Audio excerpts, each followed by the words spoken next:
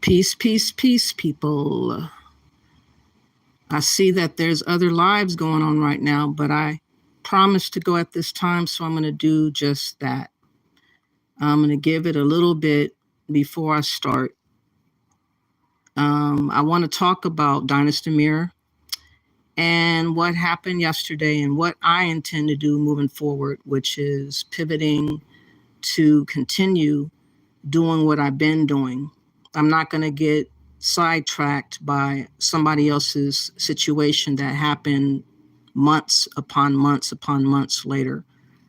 I'm not here to jump on swords for anybody. I feel that Alexis' Fowler mistake, most of all, like I've said, is that she did not respond as soon as this ordeal in April popped off and exposed what had happened and exposed the money situation when it did happen. You can't reserve a get out of card of jail or whatever in a situation to put in your back pocket. It doesn't work that way. The strength of what you do right away weighs a lot more heavier handed than if you wait days upon months upon whatever, close to a year. And it's unfortunate that for whatever reason, and I can't answer that, whatever reason, she did not feel like she should respond as soon as things happen. And that's what happens with a lot of our people. What's up, Tyron? A lot of our people will wait until it's too late. It is a common thing that is going on every single day. And what I do is I get ahead of things. I don't like when I can't say nothing and I can't do nothing. I have been in scenarios in my life where I was out of control and out of position to make a decision as a child and so forth. So my mentality now is that when I am grown enough to make decisions and learn from myself, from mistakes from people, or try to figure out how to avoid mistakes is the goal. And another thing is Kiki. I couldn't go against her. She's been proactive like me. She's been revealing the truths in the Gambia that I haven't even revealed. We do the same similar things, but she is doing the right thing as well as what I do. And her doing the research for Alexis should have really thought it through because of how Kiki carries herself and how she does research things. That's what she likes to do. And she did just that. So there were shocking things that I've noticed that was discovered rather, about old tapings at a mall in Morocco, and how that look was a little bit too quaint and a little bit too, it was just off a little. So I don't know what their relationship is or was, Dynast Mir or Alexis Fowler. Only those two know. Only those two know if there was flirting going on from both ends. Only those two know if things were felt or stated or implied and someone responds accordingly or not. Or no one responded at all and someone else had other ideas in their mind. I don't know. All I know is that being way too late leaves room for doubt. And I cannot act like things happen brand new. That's 10 months old. That wouldn't make sense for me to do. because that would mean I would be someone's fool, and I'm not nobody's fool. Anyways, moving forward, I want to talk about Dynast Mir because he did a live that was rather the same tone as he has had about these investments and about these passports.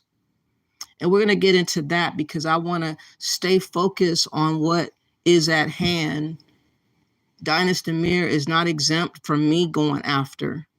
I'm not going to handle him with kitty gloves, as I feel in a little way that Kiki sometimes a little bit has done, because, but again, to be fair, it is late. The issue is late. So what can you do when things are past tense? You really can't do too much when it's too late. That's why things needs to happen as soon as you know what is going on and understand what you're understanding, so that others can get on board to support you when you do have an issue, because otherwise people will be calling you crying wolf. They'll be saying you're making up a story, or they'll say you're delusional. And that is what has happened in this storyline with Alexis Fowler unnecessarily, in my opinion, if she would have responded accordingly back in April. So let me give an example of what I mean, because I'm sure it's going to take a while for people to show up. And I want to let Alexis know, in case she didn't see me come for Dynast in my own, I jumped on his platform one time. He had the nerve to drop the link, and I didn't expect him to drop the link, but he dared me to come up. So I came up and I read my mind to him. And it was a very powerful encounter that I'm sure he still thinks about. And I know he knows who I am, and he won't forget who I am. And I want him to know who I am, because again, someone that has had this lifestyle that I've had. What's up, TJ, Noor, and Kiki? What's up? The lifestyle of being a foster child, the child of the state, ward of the state or court. Imagine not having no rights. For about 12 years of my entire life, I had no rights. People told me what I was going to do. They told me where I was going to live. They told me where I was going to sleep, eat, shit, all the above. And I'll be damned if I will put myself in a precarious situation to endanger my stability and security to thrive according to my choice and according to what is best for me. And I think that sometimes we put people on pedestals that should not be put there. And Dynast Mir, in my opinion, should not be put on a pedestal. And I believe that plenty people do. He's calling himself a prince. In my opinion, so what? I do not give any credence to his title. We did not make him a prince here. They made him a prince over there. And that's just how I feel about it. But other people give Dynast Mir the benefit of the doubt to mean that somehow his title gives him exemption, protections, and the right to be forceful and disrespectful to us as Black Americans. And it's unacceptable. It is unacceptable. So without further ado, because I could drag this out and I don't want to, because I did have a headache yesterday, which really pissed me off that I was accused of lying about my headache.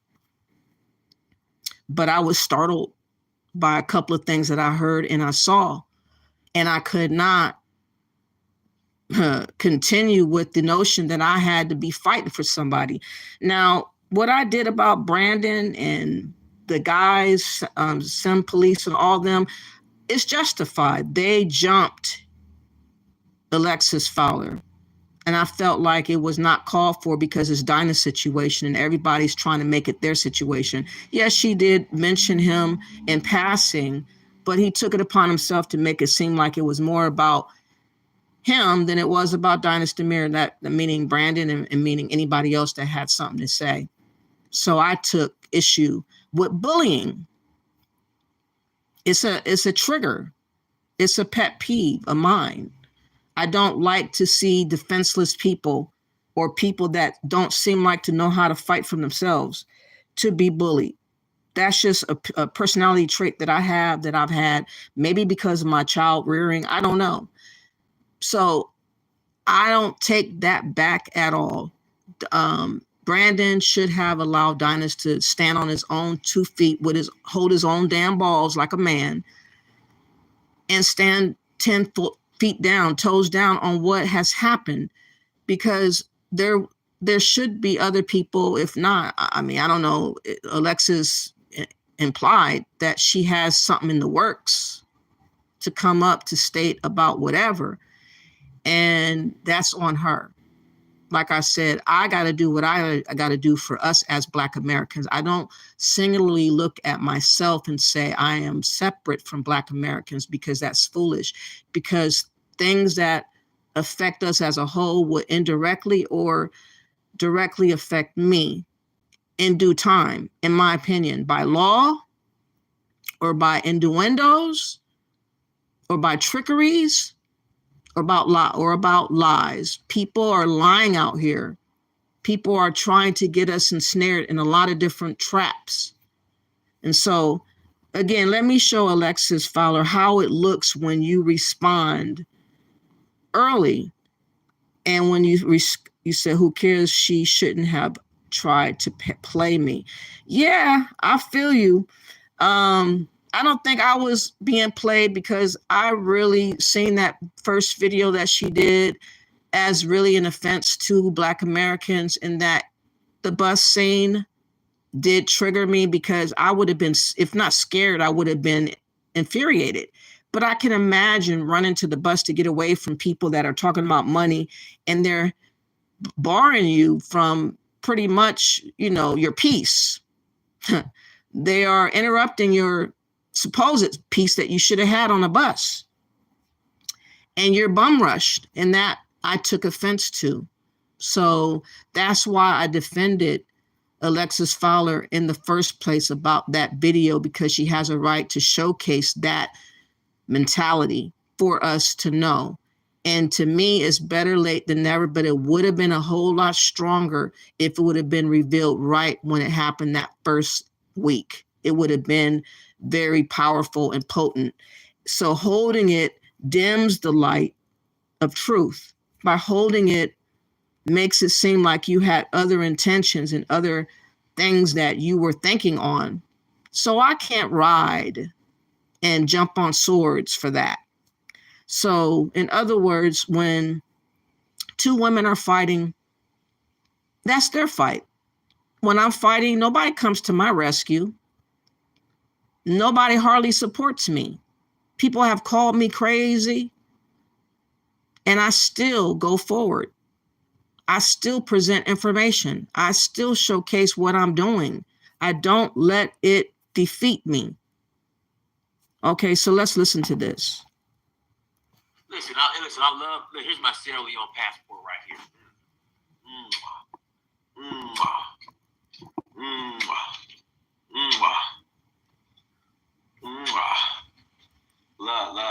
Love my Sierra Leone passport. Love it.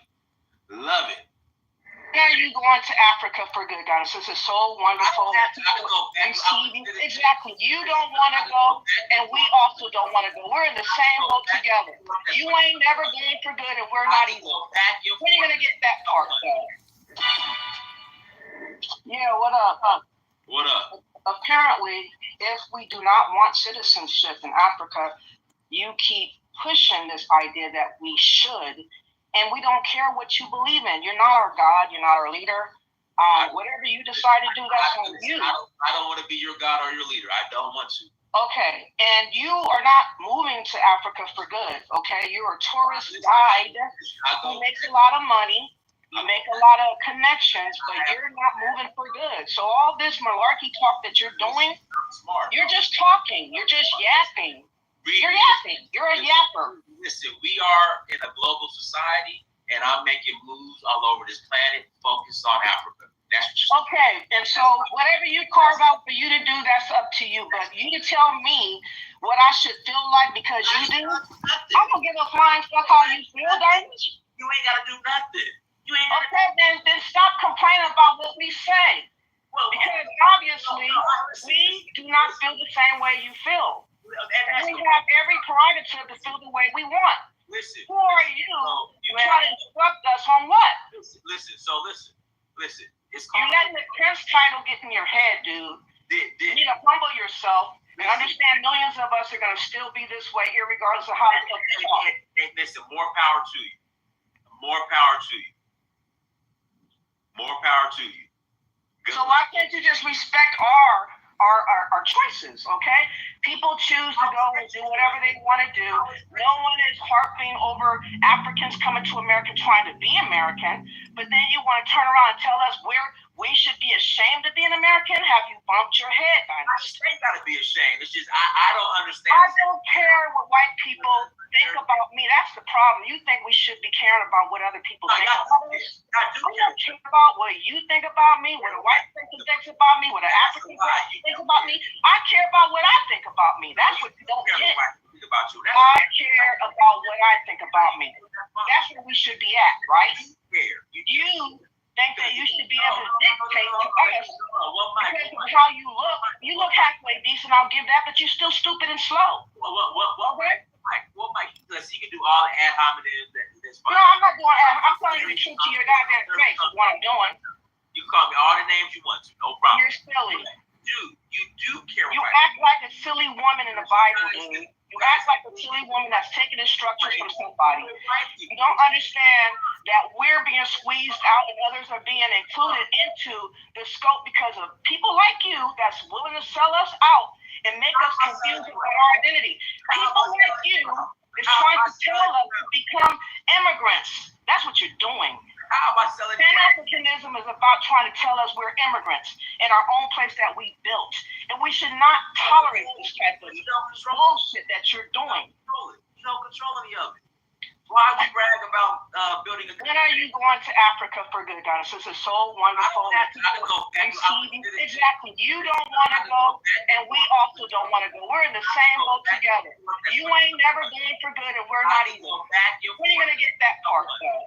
I could go back and forth. Yeah, because you're getting paid, though, right? I was going with... It's your job, though, right? So this video I did... I thought most of the people on this channel would have heard this. I went on Dynast Mir 11 months ago.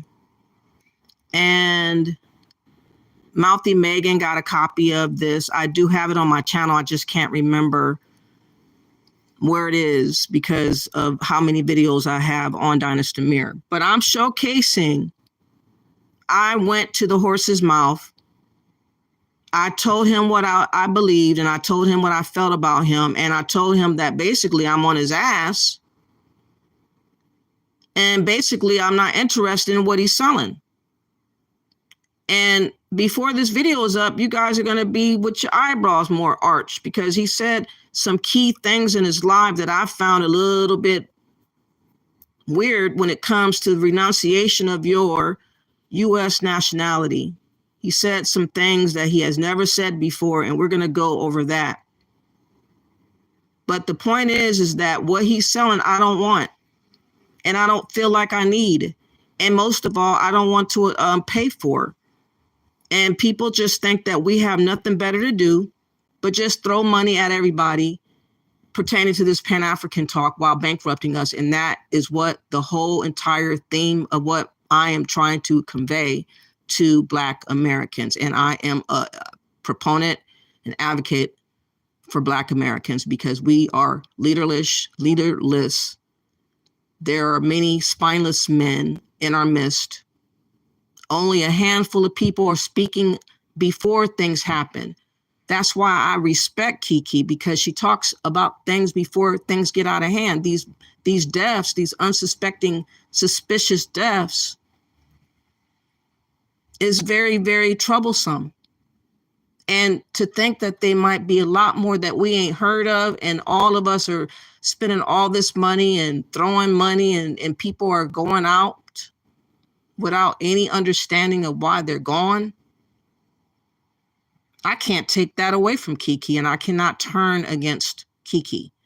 So no, I will fight the battle that I want to fight, and I will showcase who I am, and I'll be consistent, because a lot of times people, again, get sidelined on their goals when they get tripped up about somebody else's situations, their business, their life, their drama. I'm not getting sidelined and tripped up for nobody, because the issues that we're having right now is too severe. But let's listen. This is the rest of what I had to say to Dynast 11 months, and then we're going to listen to Dynast and what he had to say today. It's your job, though, right? So, no, but listen. If you weren't making money, you wouldn't be going back and forth. So stop lying. You're wrong, because I was. No, you would not be going if you weren't making money. Come on, stop it. Hold on, let me finish. I was going to Africa way before I decided to create a business around what I love to do. I was going to Africa back and forth way before the tour company, way before everything I do on the continent. I was going back and forth way before that. Okay, that's beautiful. But now that you made a name for yourself, you designate yourself as a prince of who? I don't know. I didn't designate myself. Well, whoever. I don't know who they thought you were a prince over. Who are you a prince of? The cornballs? Are you the prince over the cornballs who don't think too well? Is that what you're the prince over? You're cute. And by the way, when you had Lou Major on your channel, I called him. Again, he says I'm cute. He tried to charm me. That's what men who are attractive do with women most of the time. And so I'm sure that Dynast has his way with women, with flirting or giving compliments or making someone feel good inside. A certain look, a smile, a hug, a gentle, embrace. These types of things gigolos do. Dynast is a gigolo, a Pan-African gigolo, y'all. That's his nickname, Gigolo. Gigolo, Pan-African. And so women got to be wary over being so impressed with the likes of him, because again, he's going to go through your pockets. He's going to test that bank account of yours. Women, be wary if you have other imaginations connected to traveling abroad. If it's not for the right reason, spending that kind of money, then you are basically lining yourself up to be done dirty. And again, I don't know what he did. I know that how men can move, because I've seen it myself. And I see people try to be pimps all the time.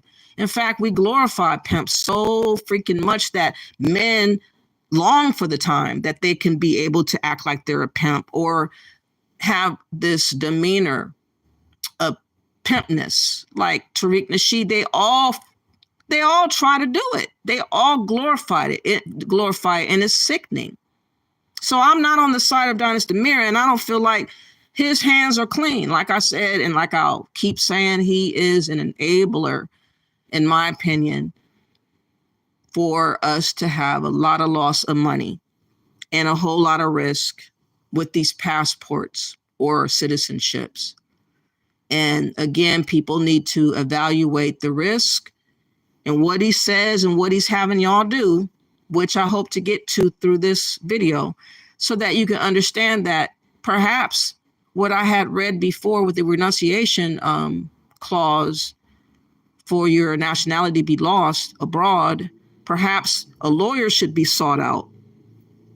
Perhaps people should really investigate. Like I said, I'm not good with getting information unless it's that readily available for me to get, because I don't have the patience.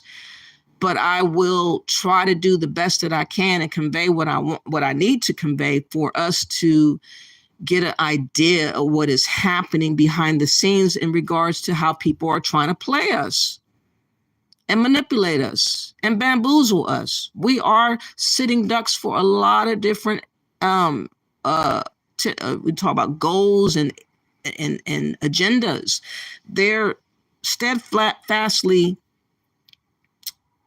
bulldozing over us with these ideas and these movements and these trends, people have high expectations again about Pan-Africanism when most of us are not even Pan-African, and they feel like we have slighted them because we're just being ourselves.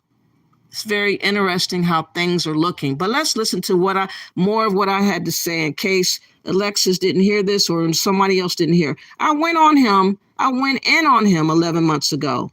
Out. Why didn't you call him out when you learned he scammed? You just brushed it underneath the rug and pretended like it was all well in the hood. So you're saying that you're going to keep bringing people on your channel to scam us still and not correct what you did first and apologize? You had the nerve not even to apologize for that bullshit. What bullshit? Who did I scam? Blue Major on your channel scamming motherfuckers. That's what. Blue Major never came on my platform offering any investments. He came on telling people that he had plans and lands and other ideas on your platform. One with that Tia lady, whatever her name was, that Nigerian woman, Liberty woman. One mic. When did Blue Major, okay, and I know what happened. When did Blue Major... Why did you know what happened, but you didn't say a word about it, though? Can I finish? All right, let me talk to my show. I'm going to ask a question, and if you can point it out. When did Blue Major ever come onto my show and say, hey, I have an investment. Come and invest with me? And I have that video up, the one that is Dynast Mir. You have some explaining to do. I did a follow-up video to respond to him asking this question. That video is still up. It was 10 months ago. It was around this time that I went and visited him here. I did that video right after. So, like I said, you stay the course of telling the truth. You stay the course of showcasing what your understandings are or lack of understanding is, so that the audience can understand what might be happening again behind the scenes against our will in regards to all the things in which Dynast Mir is trying to subject us under. That's what he's trying to do. That in that regard, in his mind, he thinks he's a prince for real, a prince that pimps. Okay. So his hands are not clean. I'm not handling this man with kid gloves. I'm not giving him the benefit of the doubt because, again, his agenda clashes with mine to survive and be left the fuck alone. I was saying he had plans on your show, which got people to contact him behind the scenes. He utilized your platform to be seen and heard and ran off into the sunset with $500,000 off of the brow of your platform. And instead of you saying, I'm not tolerating people coming to be a predator to my people, this is unacceptable, and call him out and all that, you had no words. You ran away like a little coward, and that's why I lost a lot of respect for you, because you should have been right by us to say that I don't condone what this man did, and we're going to try to not have these type of people on the platform anymore. You didn't say it. You put a post in a comment. Okay, but I said it. You severed ties. You didn't say why you severed ties. You didn't say that scamming us was bad to do. You just, I severed ties from this guy. That's it. I don't want to talk about him no more. Isn't that a coward? Isn't that a coward move? I severed ties from him. These black men like you don't want to have accountability for a goddamn thing. All you think about is your ding-a-ling, and you think about the hustle of us. Still, like a Tyreek Nasheed, all you motherfuckers do it. Umar Johnson, all you motherfuckers are selling us out. And I can't stand y'all, so you're the prince of the cornballs, okay? Thank you. Thank you so much. I appreciate it. I love you too, sister. I love you. No, you don't. No, you don't. And I'm still going to do a response to this. Don't care. You're more than welcome. Yeah, I will, for sure. Bye. Again, that's what you're supposed to do when you are trying to get some things handled. You have your big draws on and you face whatever obstacle that's in your way when you're trying to, again, get to the root of the matter. And that's what I was doing, getting to the root of the matter. I'm going to get to the chat room, but before I do, I want to open with what he had to say before I get to the chat room, because I think that you guys will be fascinated on how he opened with his live today. I was like, no, he did not. But yes, he did. Yes, he did. And he said some things that was very weird and odd, again, about the process of the passport or this citizenship process. And again, his dedication for investment from us. Again, we are the pool of people that is being sought after. There aren't Nigerians, there aren't any other Nigerians that's being targeted to pull money together for their investment, just us. And I'm sick and tired of us being targeted. It is not a good feeling. It's not cool to have this target on our backs, this uncalled for weight weighing us down for what? If people want to make a move to Africa, they can make a move, but they need to know what they're getting themselves into, because ain't nobody telling us. Ain't nobody disclosing nothing to us. Me and Kiki is out here trying to get information, and I hope that others that are really about us collectively as Black Americans will get on the bandwagon and start doing the types of things in which we do. All this other stuff that people are doing, not addressing anything, just going on with the flow, is getting us caught up. And it's going to continue to get us caught up. Peace, family. Get a sip of water real quick.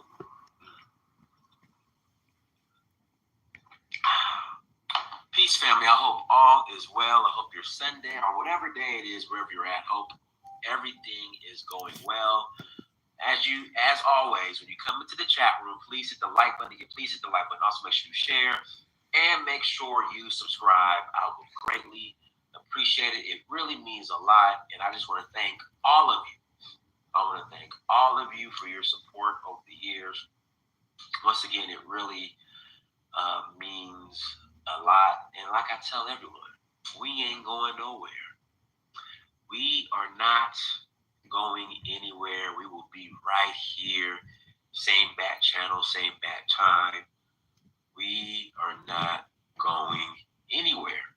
So hit that like button. Also make sure you share and make sure you subscribe. Have a couple of announcements, then we'll jump right into the topic. And in around 30 minutes or so, I'll put the link in the chat room where you guys can call in and add to the conversation. I don't think we've been live. It's been a couple of days, or maybe the last time we went live was maybe last Sunday. Yeah, I think it was last week, last Sunday, last time last time we went live. So announcements, tours. We are traveling to Senegal, May 12th to the 22nd. May 12th to the 22nd, we are traveling to Senegal for the Jazz Festival, for the St. Louis Jazz Festival in Senegal. We will love to have you guys. If you're interested in joining us, again, if you are interested in joining us, please visit Danfo. Please visit Danfo, DANFO .Africa. Again, please visit Danfo, DANFO .Africa to learn more. Again, please visit Danfo, DANFO. Hold on, let me again. He's a businessman. He's here to get in your pockets, open up your bank account, and get as much as he can garner for Africa's agenda. That's what he's here for. That's what he's leading the charge on. He is wanting to escalate and pivot to have more and more investment and more possibilities for investment, or the risk applied to us as usual. Okay, let me try to find the timestamp where he starts in on this conversation. I don't want to really listen to him in his business part of it. Okay. Reality is made known by action. I rarely get responses to questions. Hold on, let me make sure I missed nothing. So, like, it's pretty much like parts of East Point, parts of Clay Cove, parts of College Park. Oh, like, Lord. I wasn't aware of how big it was, the city of South Florida. So, that's It's very interesting. But shout out to you. It's confusion because we technically live in College Park. Yeah, it's like parts of East Point. It's parts of College Park. It's parts of Clayton County. Parts of Fairburn, I think. So it's very. You're right. It's very confusing. The city of South Florida. Shout out to the city of South Florida. So we have Senegal in May. Then we have Nigeria in August for the Olympics. Oh, Lord have mercy. Please spare me. Hold on, please. By all means, click the link, call in, and I'm here. I'm ready to answer your question. And if I missed your comment on that episode, I apologize. But listen, link is and sometimes too, what YouTube would do, they'll consider some comments and mark them as spam, so I won't see them. But Malcolm, we're here. Click on that link. You're more than welcome to call in right now, and I will answer your question. You guys, any question you want to.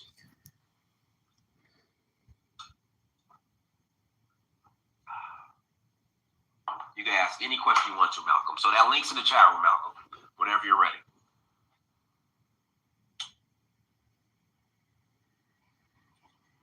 And if you have not bought my document. Oh my God. Hold on, y'all. I'm trying to get it at the very beginning, and he is still selling everything. Okay, hold on. It is not. Hold on. Here we go. Here we go. Lord have mercy. Have this conversation. Shout out to T-Tubes in the chat room. I am surprised that we have to have this conversation as grown adults. Darn, I am 41, approaching 42. I'll be 42 in April. And what I have came to realize, okay, is that we are diverse. We have a diverse way of thinking, each individual, and we are not going to agree on everything. But just because we don't agree, just because we might not agree on everything or just one thing, that does not mean that I will throw out the baby with the bathwater. That does not mean I will cancel you. So he's talking about not canceling. What is he trying to imply? Is he trying to give a subliminal to Alexis Fowler? What's really going on? I don't want to cancel you. He knows the drama that's surrounding him right now. He knows that she's on fire right now. And yet he's talking about, letting things. Let me just play it again. That does not mean that our friendship is over. It does not mean our friendship is over. That's a subliminal, y'all. Who else would or could he be referring to right here, y'all? We're not friends. Him on YouTube not having a conversation behind the scenes or in contact personally, I would not call people my friends. I would call them my associates. So it's more than what he should be saying if he's trying to, I guess, douse out this fire, douse out what's going on. But instead, he's talking about friendship. So this is kind of odd to me. As long as you are a good, righteous person, you're an honorable man or woman. And we all make mistakes. We cool. But some people do not understand that. One person will overlook the many contributions of an individual, and just because they don't agree on something, or they disagree on something, they are ready to completely ignore everything that person has contributed to and completely throw that person away, which does not make any sense to me. If someone... Again, if he was disgusted by what has been going on, his name being out there like he has, why would he go this route? So to me, something's going on that I can't put my finger on. And again, this is not my problem as far as their relationship, what it was, what it means. Will she reach out to him now? Will they have a conversation? Can they get past this part? In my opinion, he should give up that $400 as a start if that's really what he means, because not giving up the money and then talking about we still friends doesn't make sense. Let me see what you guys are saying in the chat room before I continue.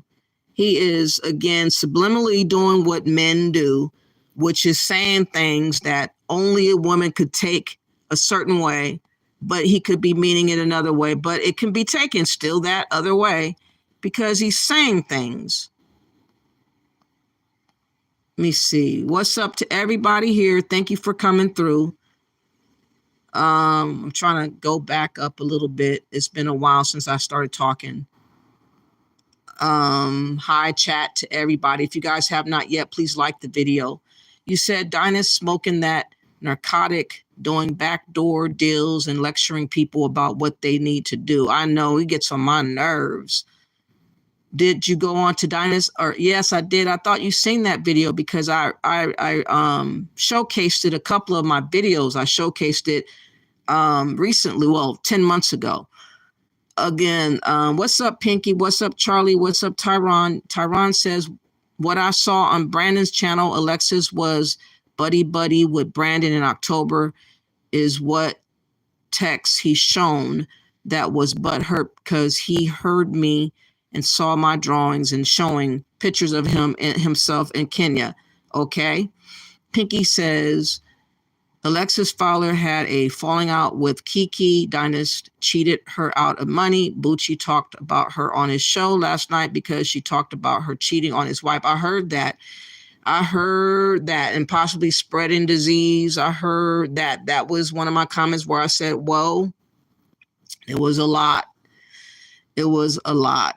And I don't know where that's going to go, but it's not my place. It's not my fight. Again, my fight is to stay stickler on what is a stickler onto us. All the sideshows, I can't partake in.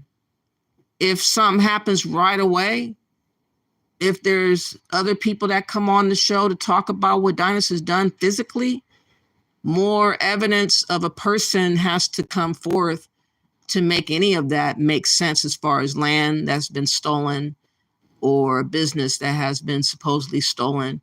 Those women or friend of that person has to come forth to talk about that, or otherwise it is hearsay, just like Kiki had said. You can't just go off of someone typing something in the chat room, in a comment section.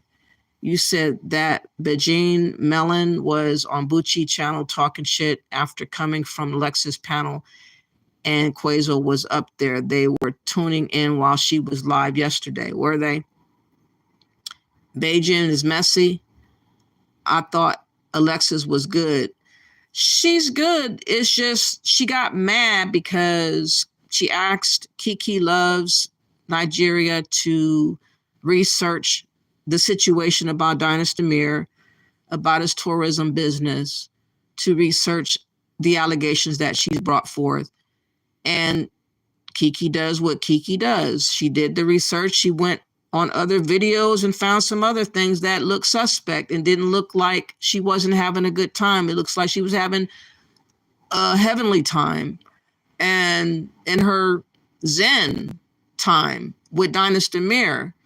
And so you could not ignore that something might have been happening, or some misunderstanding or flirtation or innuendos that might have been implied. We weren't there. We're not there. We don't know. But all I know, if someone burnt me out of $400, I most certainly wouldn't be signing up for another trip with the same person to pay more money again.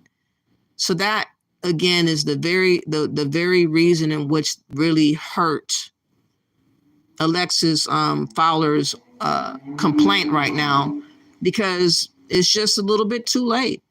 I mean, it should have been ASAP. I don't know why we have to wait so long to divulge the truth, but that's, again, what we tend to constantly do, which is going to get a lot of us in trouble. Tyron says Bucci and Kazarian was talking about them seeing each other in Kenya and chilling, and they were discussing Alexis' tweets from back in October. So I don't know about Alexis at this point. I don't think I saw that, because I can't watch Brandon, especially when I have a headache. I knew that he was recording her live while she was live. And I went and listened a little bit. But again, his voice is too shrilly. He sounds like an auntie. I can't do it. And he kept interjecting while she was talking on the live. And it was just annoying. And I couldn't do it. My head was on fire. Pinky says, Bajan Melon is Caribbean, likes to come to America channels, start shit, but you black men make her feel welcome always. Is that right? Limelight says, we just watching the fighting from here. Yes, we are. And Limelight says, I go to Kiki and 4Black for information. They are not part of the beefing shit. Yeah, it's like, I don't want to be known just to be talking shit about people that don't have no power. That's not going to do anything for me, benefit, elevate me, or make me smarter. You know, the beefs are old to me. The only way I look at it is if there's nothing else on and I have nothing else better to do.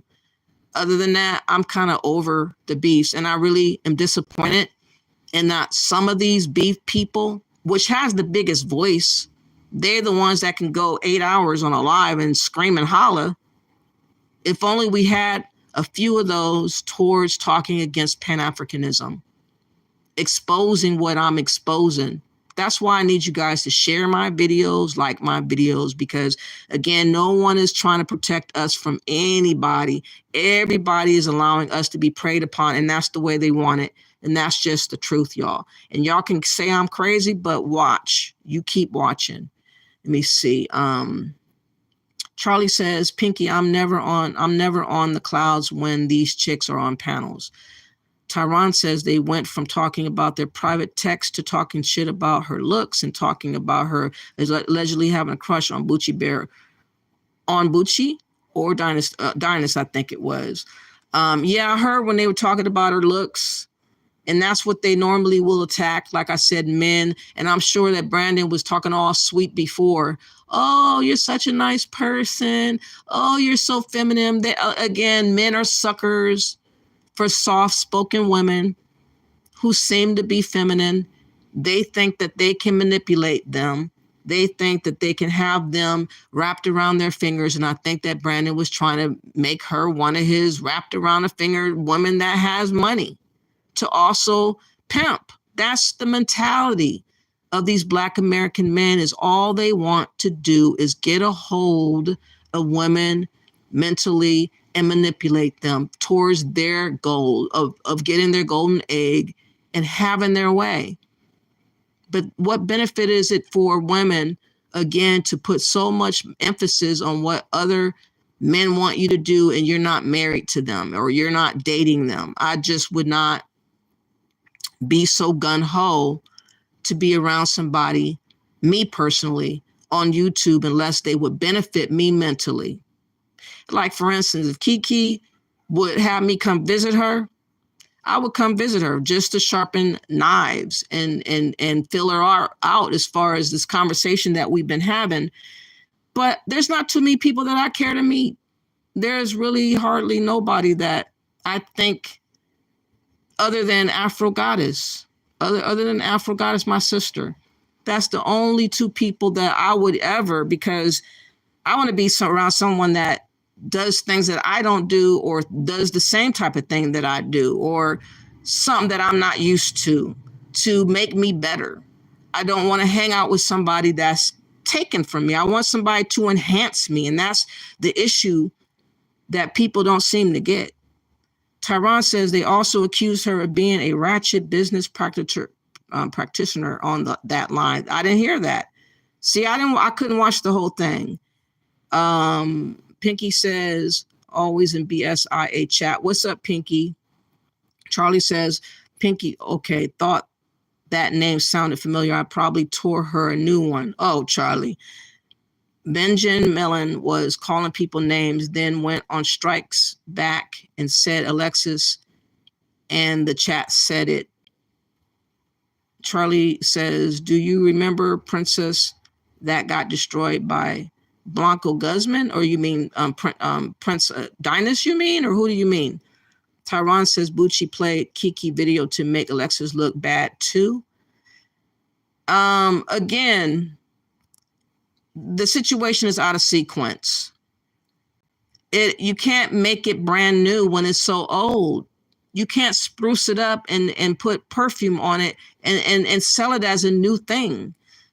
And that's what I think that unfortunately Alexis tried to do. And she tried to use Kiki for that. And Kiki wasn't going.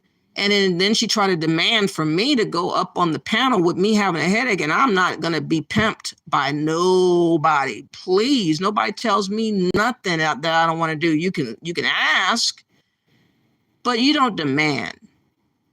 We don't know each other like that for anyone to be demanding anything of me like that. I could see if I knew you a couple of years. I've seen Kiki for a couple of years. I know what she's been doing. I've been studying her. I'm sure she's been studying me.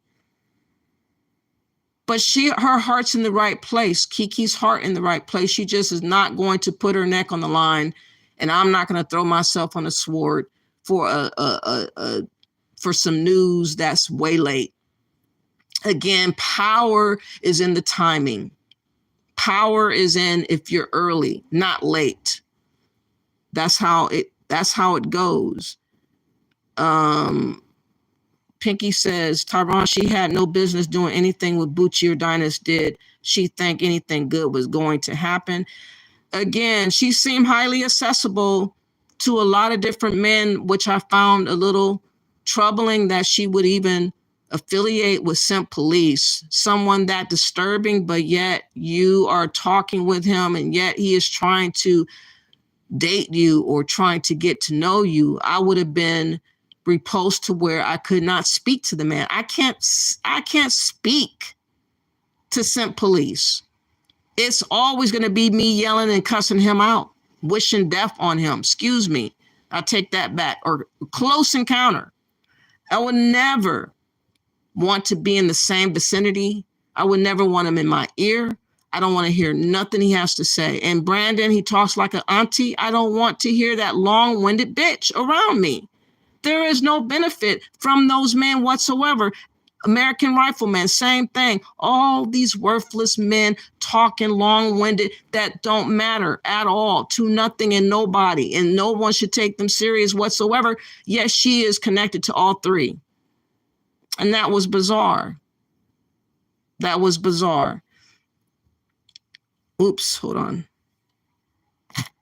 Let me see. Tyron.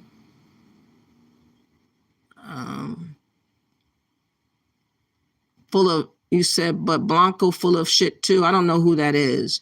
Tyron says, I don't know why Alexis took it that far to insult Kiki because that whole situation is between her and Dynast, keeping that extra $400 from a nigga whose day job is to panhandle tourist trips. Again, the thing that Kiki brought out that I didn't even think about is that you could have go to the bank and asked for the money back. You could have said there was an error that you just caught when you looked through your bank notes and you just managed to notice that there was a glitch and that you just want to know if the bank can retrieve your money because it shouldn't have happened.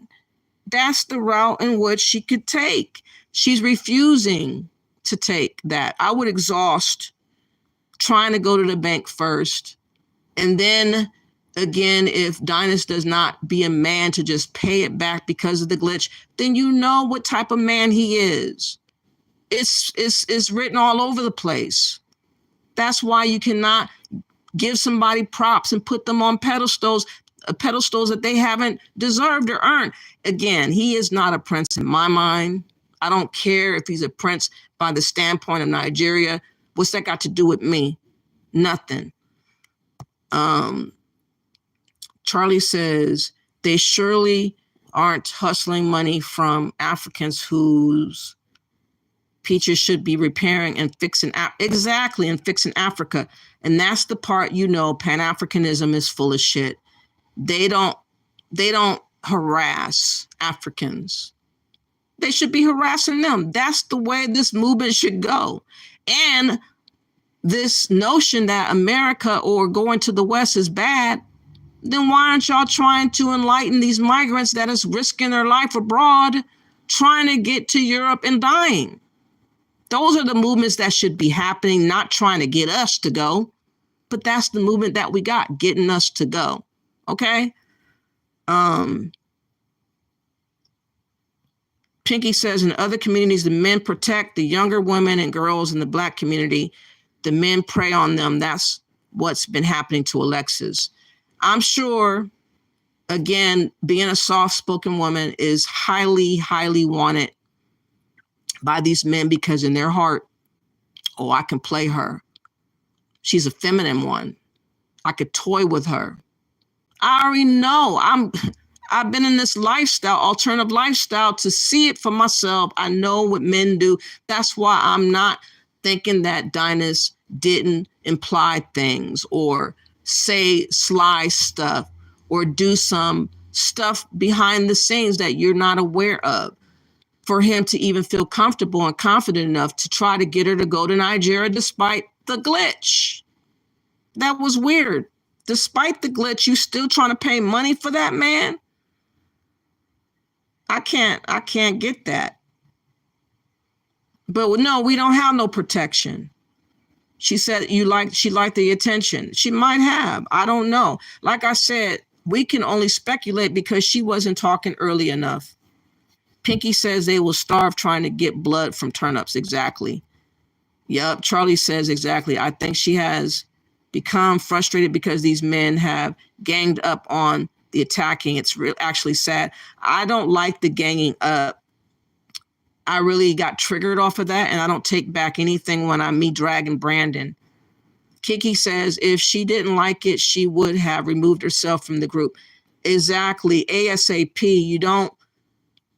You don't wallow in the feeling of being disrespected and not respond. Again, as a grown woman or a grown man, we have the right to protect ourselves and to defend ourselves. And if we don't do so, then we are going to be taken advantage of and done dirty.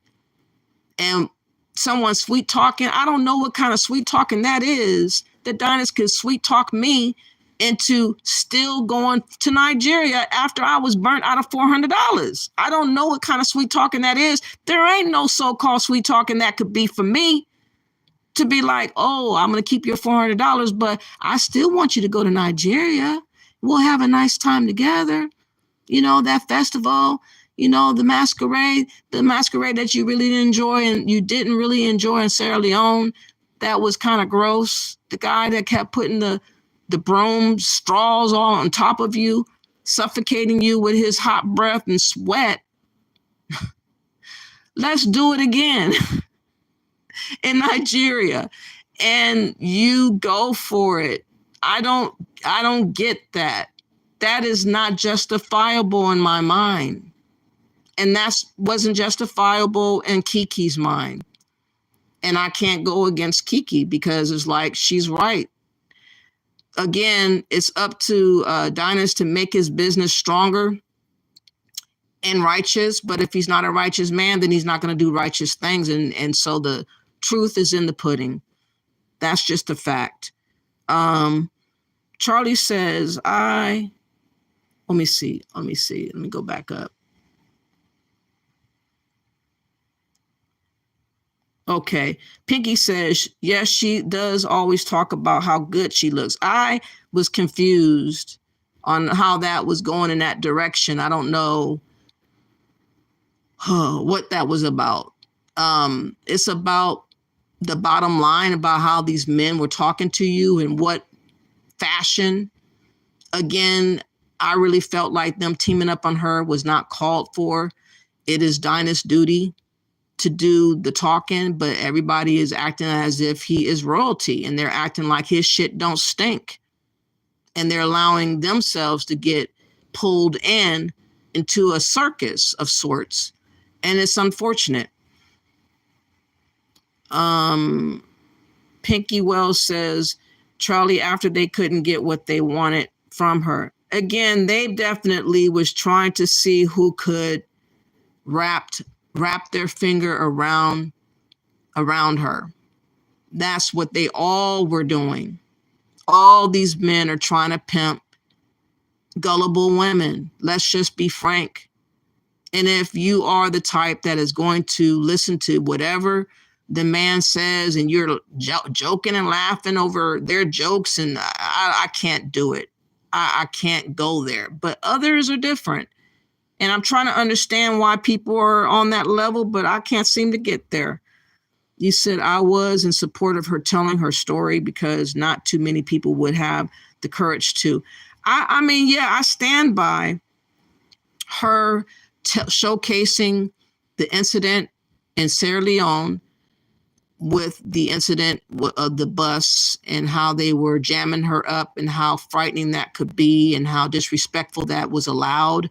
She had every right, even if it was late, to tell that story because, again, how many times has it happened before? How many times have people felt like paranoid or scared about a group of people just stampeding towards you about money? I'm sure that was an uncomfortable thing to see and witness. Charlie Shaw said, these dudes are vicious. They remind me of the thing Chukwa Jara does on other channels. He comes after the woman full on attack when the guys get on this dude, act like he wears a ball gag. What? You said, Chuck Weed, stop trying to attack me. And Jara tried that, killed me with kindness shit, didn't work, Pinky Wells says. Charlie says, I hear you. I've grown tired of them and would defend my people because of some of us are lost. Yes, lost and confused, Pinky says. And Charlie says, Dynast sent out the minions and then act like he's innocent. He is manipulative. Yes, he is. Again, his hands are not clean. He sicked those men on her. And again, I felt like it was overboard. It was overload. I felt it was a bullying tactic and it triggered me. You said, Kiki says he is basically repeating what we were talking about last night. Okay, did you know Brandon's wife was on Alexis Live? Kiki said, and she heard everything about Alexis said she was? Oh, I didn't know that. What was her name? Do you know? Remember, Kiki? Pinky says she heard what she was looking to hear. Limelight, what's up? Says, Kiki, are you serious? Yes, are you serious? And Kiki says, yes, I feel so bad for her. She sent a comment that said she's on the live. Wow. I didn't see that. That's wild. Kiki says, then her and Brandon were arguing on his live. Are you serious? Brandon says she was mad. Yeah, this is sad. She was probably embarrassed. Kiki said, or Limelight says, Kiki says she was embarrassed and hurt. Wow. Kiki says, oh, I would like for you to come visit. Yeah, that would be nice. Pinky says, I don't listen to anything black males say. Now, I don't listen to most of them because they don't have the right intention. They just don't. Which I'm going to go back before I lose everybody. Let's get back to Dynast Mir because he said some things again that I really want y'all to hear. I wish it was a little bit louder. Unfortunately, it's not really loud, but he's going to say something that really got my ear percolating. And I really want you guys to hear this. Someone for the majority of the time has given you value, right? And if you disagree with that person over one thing, like, why would you want to just completely shut that person out or ignore? He's still hopeful that he can get some of that money even still. He's still trying to pimp on the airway, y'all. I mean, who is he talking to? Kiki, who do you think he talking to right here? Person or cancel that person or expose that person. I don't know. It doesn't make any sense to me. But hey, to each his own. To each his own. We're all different. Some people get triggered by different things. Some people could just be petty. But what might be petty to me might be important to you. So I'm in no position to call whatever is bothering you petty. And I think we should show empathy towards each other. But at the same time, like, just canceling people over one little thing, I personally think it's ridiculous. Again, who is he sending that subliminal message to?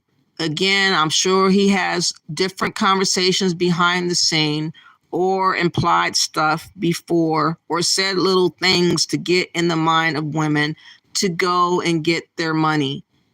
Again, finessing them, being a pimp as these men aspire to be towards us. That's all they aspire to be, is pimping us. Oh, y'all need to invest. Oh, you need to risk your citizenship. Oh, you need to go get another citizenship. Oh, you need to fly, or you need to try, or you. What about anybody else? Is there anybody else out here, y'all? And usually when people do that, they weren't really your friend. They had ulterior motives the whole time. And maybe because they didn't want to get, they couldn't get what they wanted out of you. They're using that one disagreement as reason to go after you. But it's whatever. You know, it is what it is. We continue on. We will push on. We will continue to grow, continue to build, with or without you. Again, with or without you, we're going to continue to grow. We're going to continue to build. We're going to continue to impact others and keep it pushing. Next topic, Pan-African symbolism versus Pan-African reality, okay? I did a video on this topic maybe 3 or 4 years ago. I was the first person to say Pan-Africanism without a checkbook is Pan-Africanism in vain. What do I mean? And I'm going to deal with Sierra Leone. And also we could add Ghana to the list. And really we could add every country in Africa to the list. The symbolism is your foot in the door. Okay? Africa realizes, or they know what happened in regards to the slave trade.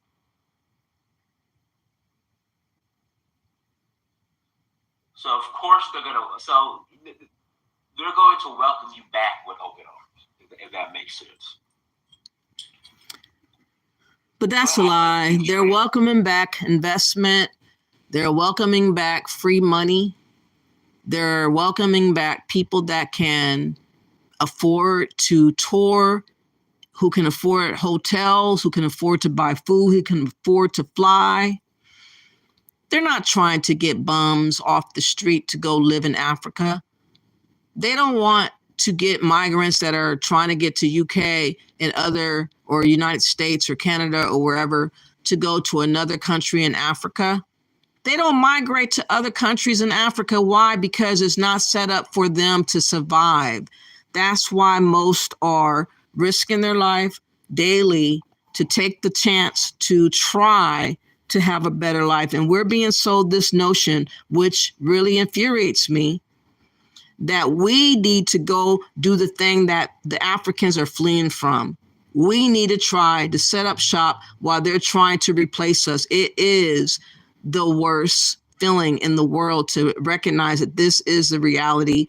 This is the agenda. This is what's happening. But again, when you put in front of people's faces the deaths of these migrants, the reminder is grim on how these people would go about risking their life recently and continues to do so in hopes to become who you are, Black American.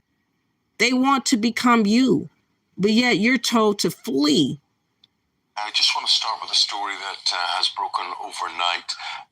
One migrant has died, another critically injured. There was an incident on the English Channel last night, and a dramatic rescue operation went into force.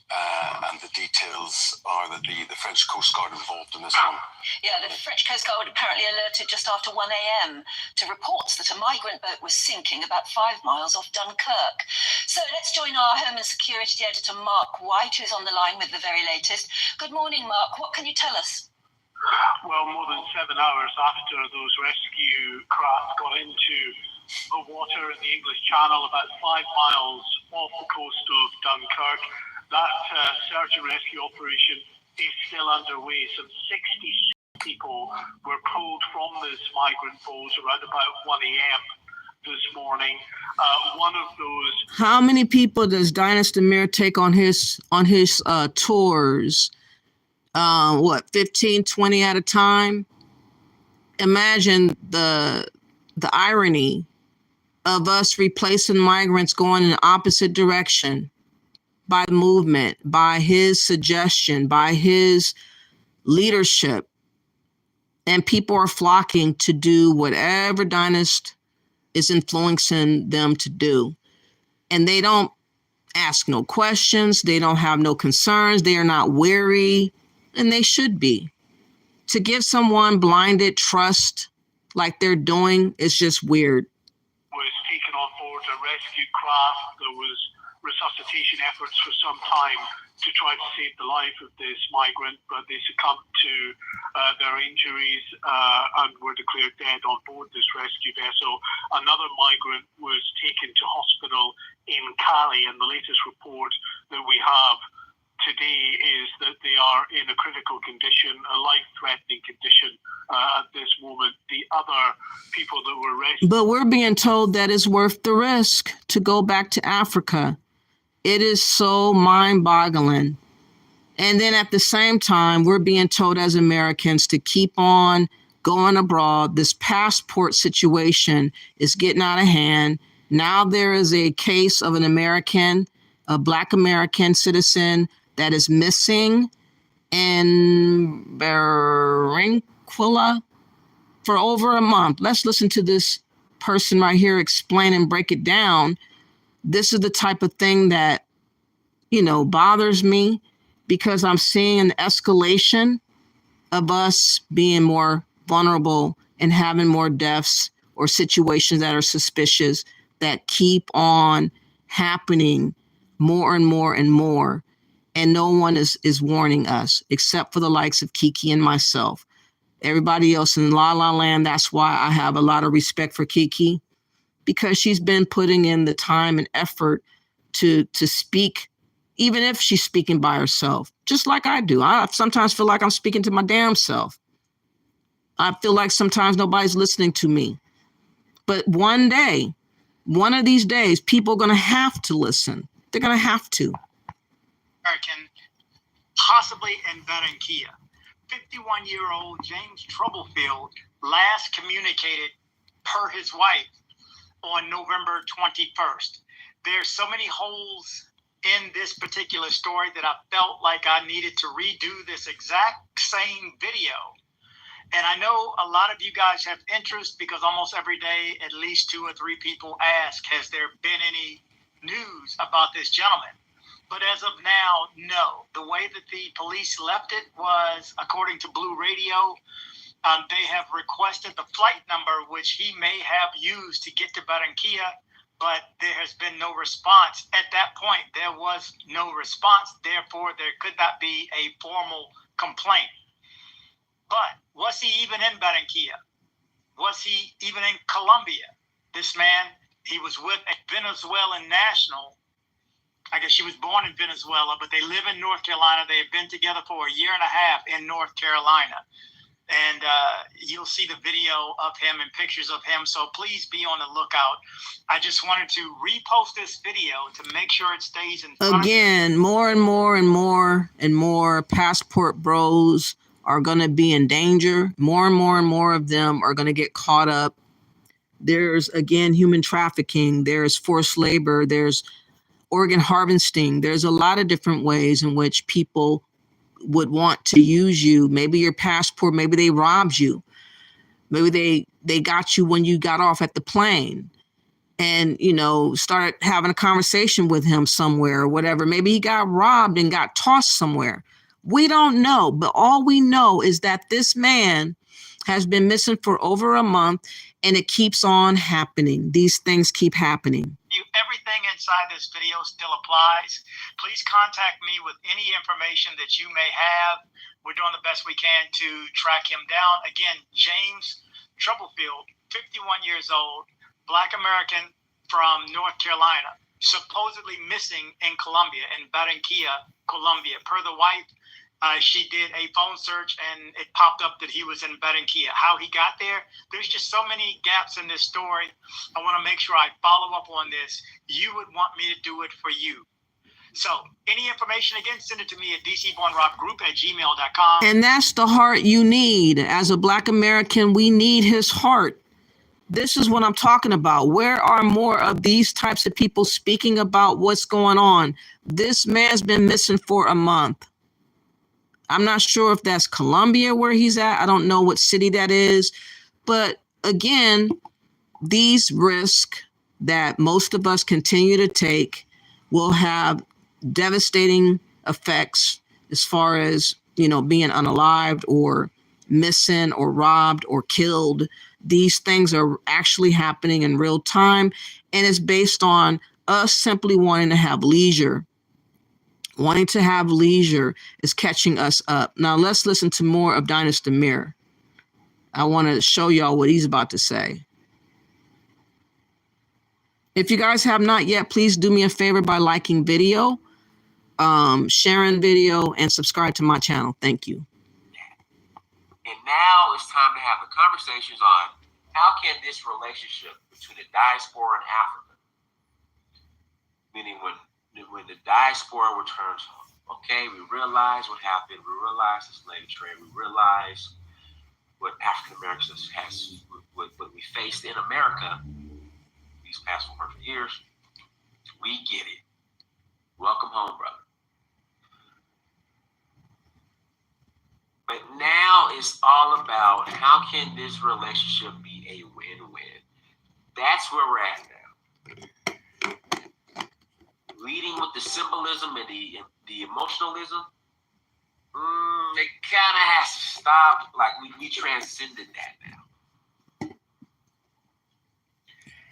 And now we're to the point where we have to deal with reality. And the reality is, the continent wants to know, how is this relationship going to be a win-win between us and the diaspora? That's where we're at now. Case in point, Sierra Leone. Kiki, pretty please listen to what he has to say about the process of getting citizenship, because he told what the process is. And I want you to make a mental note or even write it down to research about that renunciation of nationality. I really want to know and cross-reference, you know, since you like researching and you might be able to find out quicker than I. If I can get a hold of a lawyer, I will ask a lawyer about that renunciation of nationality, because I think that they would understand it better than me, and other just guessing is not going to cut it. So they're going to make the requirements harder. They're tweaking the requirements, as I was told. They're going to make them more difficult. And during this past... Yes, because they want you to pay more money. They now want to transition to supposedly getting you to pay for your citizenship through investment, like Ghana's attempting to do. Ghana, like I said, wants our dollars. They have no concern and consideration for us as a whole. Let me see if I can find this article that talked about Ghana. Again, they're not slick. They think they are, but they're not that slick. Hold on, let me find. Okay, so, all right. So Ghana and now is talking about, according to Ghana Web, government should consider citizenship by investment policy to attract more FDI. Yusuf, whatever his last name is. Now, this chief executive officer of I2 Development Ghana Limited, Yusuf, has called on the government of Ghana to consider in citizenship by investment policy to attract more foreign direct investment into the country. Citizenship by investment affords individuals and families the privilege of acquiring another citizenship and passport by investing in that country. It gives them the right to settle in another country, as estimated 100 countries in the world have some citizenship by investment policy or legislation in place. The Ghana Investment Promotions Center data shows that the country recorded foreign direct investment totaling US 1.35 billion last year. 1.35 billion last year. The main beneficiary sectors were services, manufacturing, general trading, export trading, oil and gas, agriculture, and building and construction. The stability of the country's political environment and its relatively high returns on investment make it an attractive destination for real estate investors. Again, they want to enhance, he says, that he believes it could be enhanced through a citizenship by investment policy or legislation.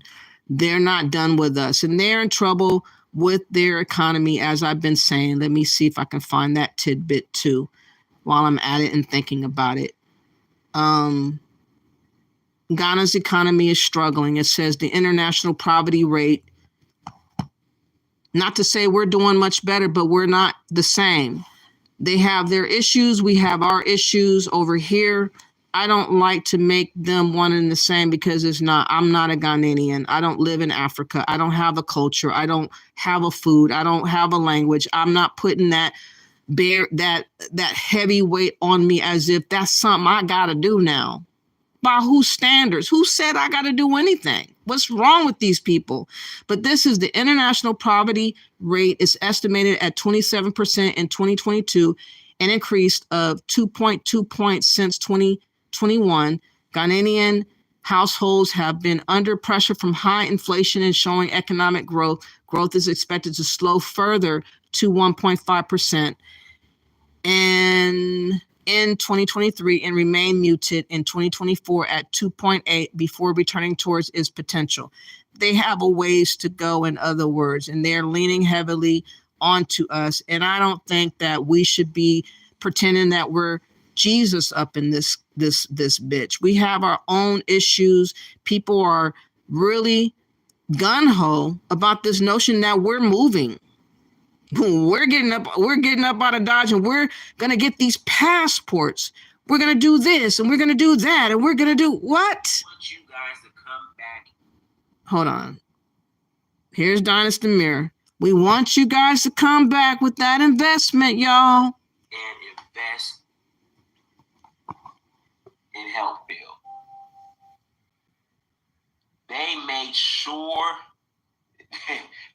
they continue to remind us that, like, hey, we are going to you guys are going to get your passports, but hey, how is this going to be a benefit, a win-win for Sierra Leone by granting you guys citizenship? That's where we're at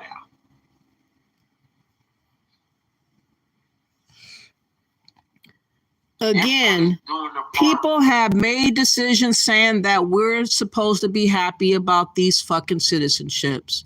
We're supposed to aspire to want to get out of Dodge, out of America. We're supposed to be trained up like little sheeple hoes to be told what we're supposed to do. Again, if I did get a passport, I would like the blue passport. That is more than enough.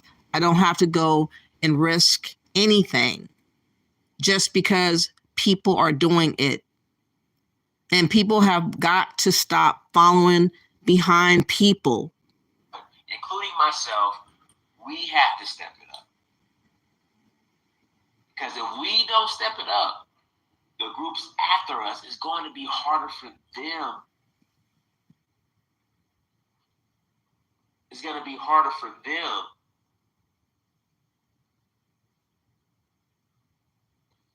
to get their passports. Again, it's only 15 to 20 people that he influences every trip, I believe, something like that. Tell me if there's a bigger number or not, but I'm estimating from what I saw to be about 20. So in comparison to the ones that are not trying to go and do what this movement is calling for, again, these people are gun-ho thinking that we're all supposed to just follow like little ducks behind anyone that comes in our midst and tells us this is what we want you to do without understanding. Thank you for sending me that lawyer. In fact, let me get that before I lose it while the chat room's moving. Hold on. My other phone is dead right now. I'm getting a new phone tomorrow. So let me get in the chat room and get this link. Thank you for that. I will call. If not tomorrow, Tuesday. So thank you. Let me see what it is. Oh, okay. Oh, okay. That sounds awesome. But he's not an American. Is he? He's not an American, I don't think. I'll check it out though. I'll try to see. Irregardless. Thank you for that, Kiki. I really appreciate that. So let's get back to Dynast Mir. Again, this is fair use of all video for educational purposes. This is about staying on the lane of the goal of trying to help my people understand what these movements are trying to call for us to do.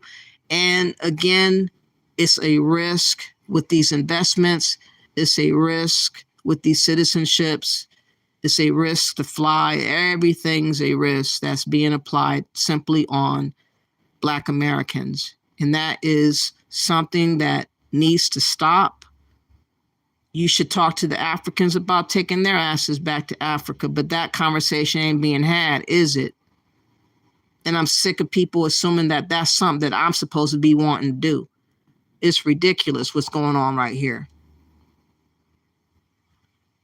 So we have to set the standard and set the tempo.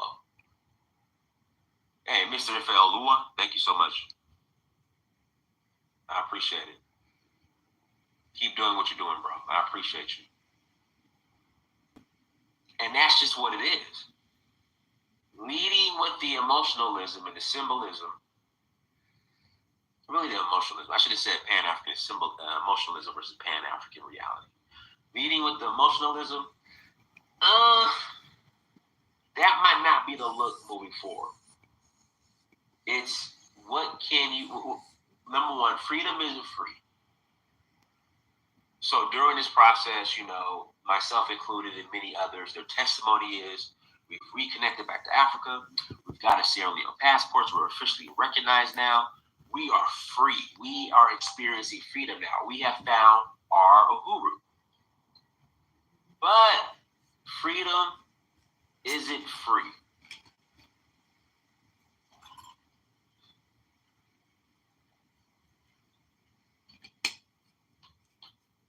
We're going to have to do more. And then I bring up Ghana. The past 2 or 3 years, Ghana has had a citizenship conferment as well. I don't think they're having one this year. It's already December 17th, and they haven't had it yet, from my understanding. So a lot of these countries are like, okay, we're giving the diaspora passports. We have to figure out now how this is going to be a win-win for us. Guys, that's where we're at now. And again, we talk about how we built the pyramids. We talk about how we taught the white man how to bathe and the Moors. That's Africans saying all of that. What are you talking about? And dumb birds, crash dummy Black Americans pretending to be African, pretending to be those people. We are a new people with our own ethnicity, our own history, and our own futures. And if we don't take serious our individual rights and identity, people are going to seize upon treading on us. And that's what Pan-Africans have been trying to do. And that's what this is ratcheting up about this passport, these citizenships. You can hear and feel the pressure. You can hear the aggression, but he's trying to make it sound like we want it. But it's not so. Now, is it? For the most part, it's not so. Wanted to Southern Europe and civilize the white man. You know, the white man came to Egypt and, we educated the white man, all the Greek and Roman scholars. We built America. Now, folks, is we the... See, none of that is funny to me. None of that is funny at all. That is disrespecting, disrespectful. That is dismissive. That's treating us like we retarded. That's talking down, condescending. That's all the things that you don't want to hear nobody that's calling himself asking for investments and for us to do something.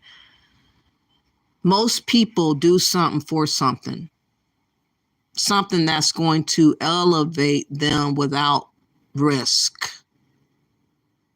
That type of thing. What is it that's provided to us that's not a risk and that's a guarantee?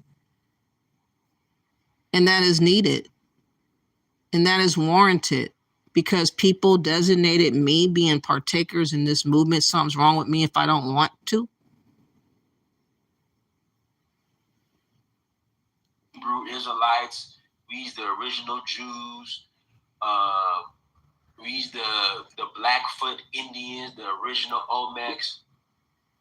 But how is that translating into development for sub-Saharan Africa in 2023? That's the question. Again, and why would we care? We're not there. We're not from there. Most of us don't care. And this question keeps coming over and over and over again. It's a broken record. But he has undertones of trying to force. And this title of prince has gotten to his head. And this is the type of thing that I don't like at all. Listen to this.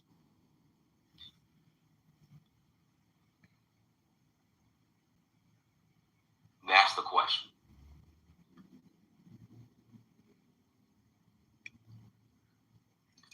And you make a good point, Larry. There's so much obsession with buying land in Africa. What's wrong with just buying a house?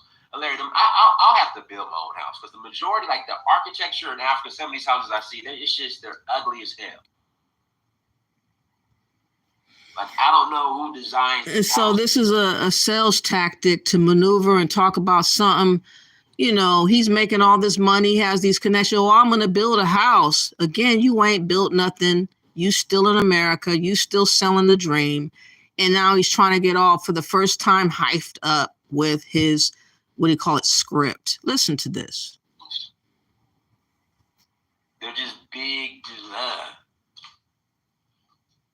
like I have to build my own house. because the houses just aren't sexy. Do y'all really believe him? I'm like, really? He's been going back and forth and back and forth. Do you really believe he's rushing to try to, he claimed he couldn't go back to Africa because of his son. Now he's building a house. Your son is still young. What are you talking about? You said you couldn't go nowhere because of your son, and now you building a house. Funny how that goes. Like the houses that I see, they're just big, just blocks, and the roofs do all this and slant. They're just, and I don't know. It's just, yeah. I would have to build my own house.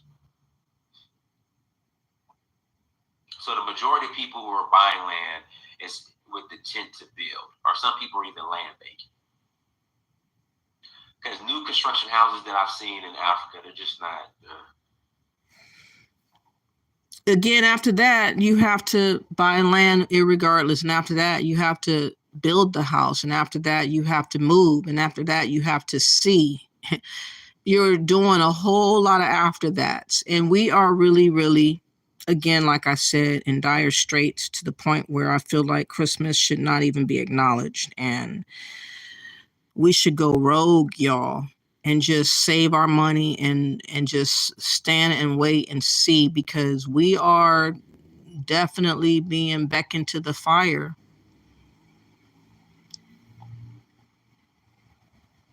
It's like they try to do modern, but then it's mixed with like mid-century and craftsmen all in one. Like when you buy a new construction built single family home in Africa, it's going to be a mixture of modern, craftsman, Victorian, and mid-century all in one. And it's all over the place.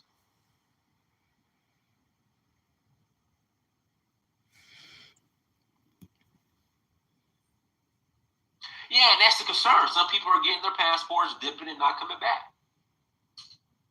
So now they're saying, okay, we're granting these passports to the diaspora in the name of, hey, you guys left here against your own free will. We want to receive you and integrate you. But how is that a win-win for Sierra Leone? So that's what's going on. How is that a win for us when we don't even want to go? You have people that's debating with us about what we are not willing to do when people are trying to be where we're at. It is the Twilight Zone. It is really, really weird. But this is our reality, y'all. And guys, links in the chat room. If you want to call in and have the conversation, link is in the chat room again. If you want to call in and have the conversation, link is in the chat room.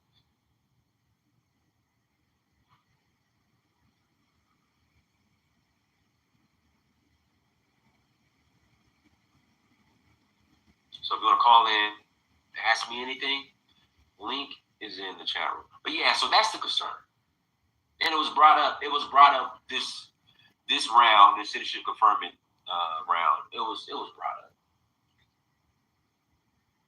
So they're going to make the requirements harder for citizenship moving forward. What that looks like, I don't know yet.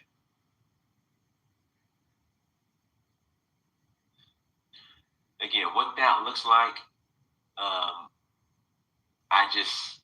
don't know yet.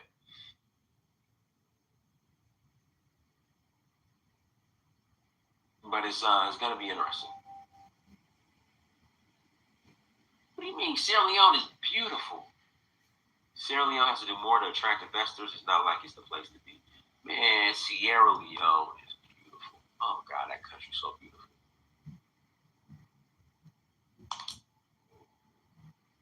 Freetown is gorgeous. I mean, everything is there. You have beautiful beaches. I mean, you have everything you want in the country is there in Sierra Leone. You have beautiful beaches. Cost of living isn't too bad. It's just Sierra Leone is a naturally beautiful country. Again, they almost had a coup not that long ago. 20 people killed. 2,000 jailers released while he was there. No biggie. Sierra Leone, let's go. Let's live there.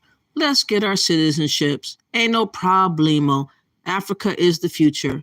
Let him tell it. Go ahead, Theo. I missed the part where he was talking about, hold on, I must have skipped where he talked about the passport because he told how it goes. Hold on. I'm going to deal with Sierra Leone. And also we can act, and we are not going to agree on, Aaron, don't see him. Have you? Let's hear it. Reality is made known by action. I rarely get responses to questions left in the comment section. August for the Oshun Festival. So, like, it's pretty much like parts of East Point, parts of Clay Cove, parts of College with the bath water family. If you have not bought my documentary, In Search of Uhuru, please go to searchforuhuru. Go to searchforuhuru.com. Go to searchforuhuru.com and buy. I wanted to find the timestamp, which I don't know where it is. It's at the very beginning where he told some to the effect that you would have to do a letter of intent for these citizenships as one of the requirements. You would have to do a background check. You would have to have, he said about 4 or 5 different things.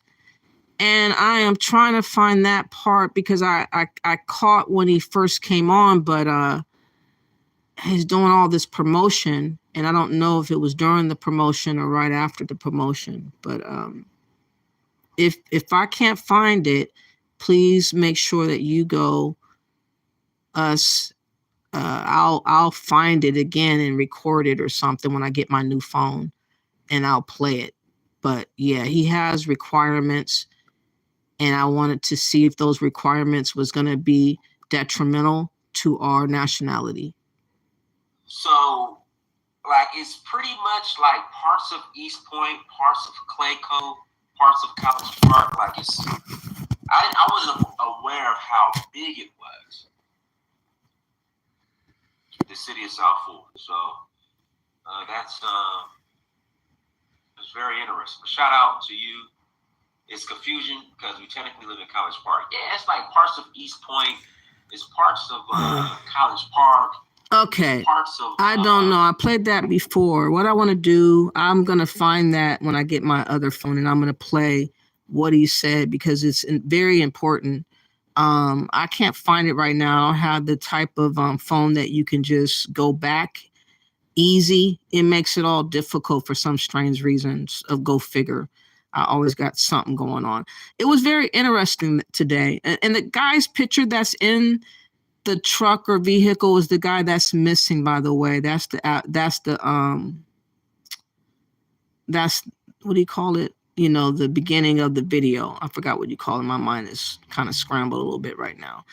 Anyways, let me find Go Black to Africa because he had a really good live and it was kind of shocking what he divulged or had happened while he was on this live. Basically, we have some Ghanaian men who ended up linking up with him while he was in his live. And they were declaring how they wanted to make it to America to work and to live and to leave Africa. And they wanted Go Black to Africa to take them there. And so that conversation was had. I think it's imperative that us as Black Americans remind ourselves the situations of what others are going through versus what, we're going through, even though not all of us are doing bad. It's still the beginning of a lot of hardship over here. That's why this is the time to be saving. And this is the time to be ready for what could happen. Because again, there are not protections. And listen, he's going to talk about Ghana's economy first. And then he so happens to run into these two young men, I believe, worked at a car washer. They wash cars. And they saw him filming and they started talking to him. And so that's what is going to happen eventually. But just listen to Go Black to Africa for the very first time, which I don't like Go Black to Africa because I think he flip-flops too much. I really feel like he's an agent type. He used to be in the military. He acts really weird.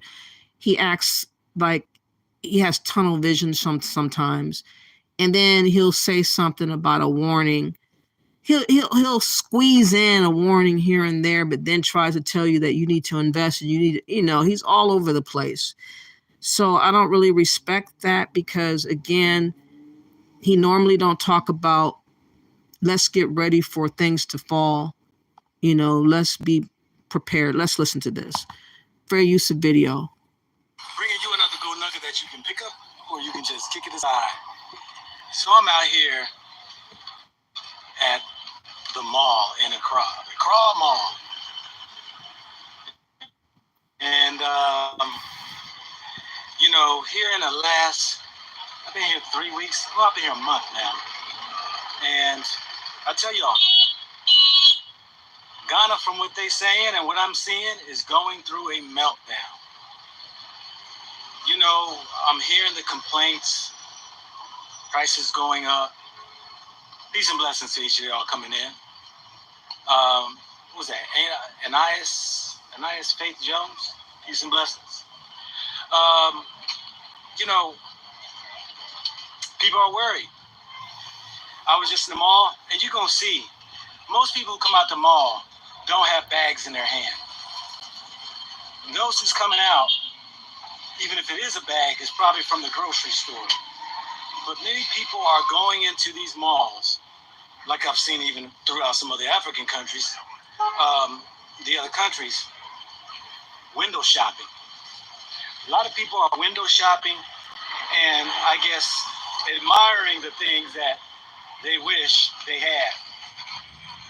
But I want to share a couple of stories that people were sharing with me. I was trying to get to a couple of events this year of return in Ghana. And disappointing. I went to the orchestra, listened to them play. 6 people showed up. They had a seating of about, thanks. 6 people showed up. They had a seating of about 75, 100 seats maybe. But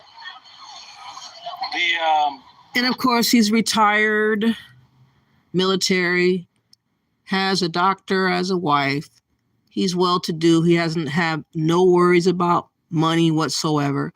But his advice goes to the ordinary American that is not set up most that way, unless you're elder, unless you have done a lot or was administrative or had the means to work a certain time and you were set before all these other things are going on, then we really typically don't have really the monies to do in which they're asking us to do, most of us, especially when we're kind of like struggling where we are.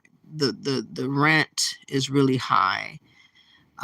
We have all these migrants over here, all these different things that are here in front of our faces right now. You can't avoid it. And people are steadily telling us to keep trying and risking and gambling. I just don't like that spirit. It's a reckless spirit. It's a crash dummy spirit. But he's about to talk and kick some knowledge.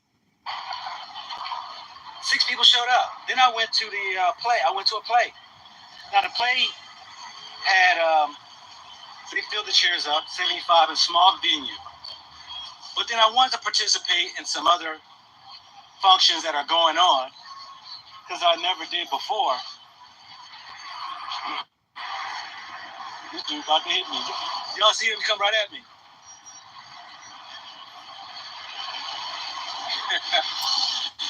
What I tell you. But that's funny, right? That's supposed to be kind of funny.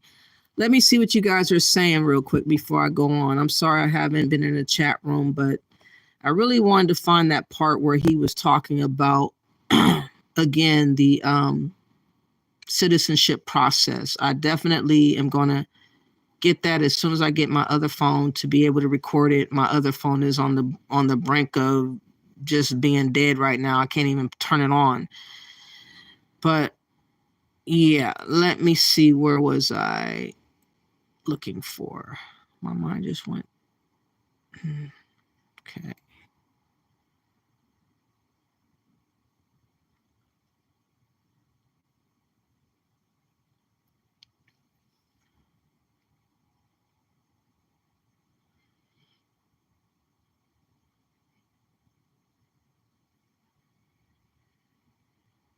Oh yeah, the chat room. Okay. Hold on. I'm sorry. Let me see. China.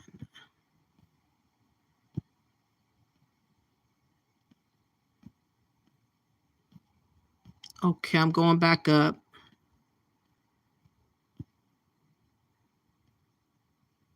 Let me see.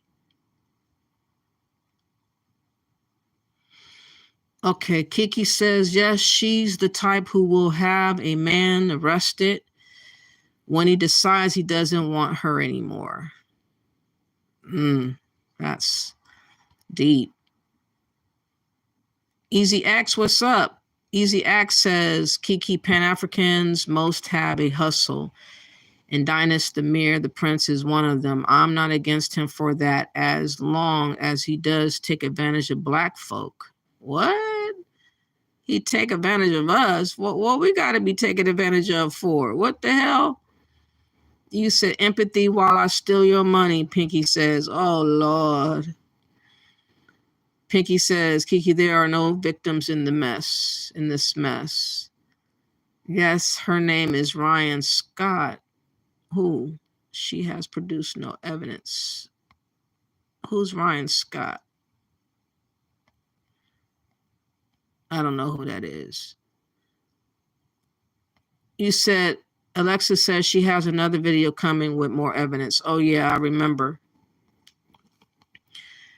I hope it's the real McCoy with all these other so-called women. Maybe one is going to get interviewed. I don't know.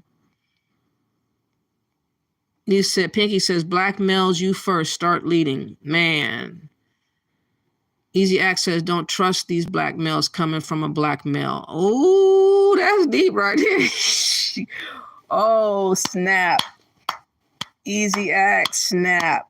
Don't trust these black males coming from a black male. You a black man. That was deep. You should have said coming from a black man.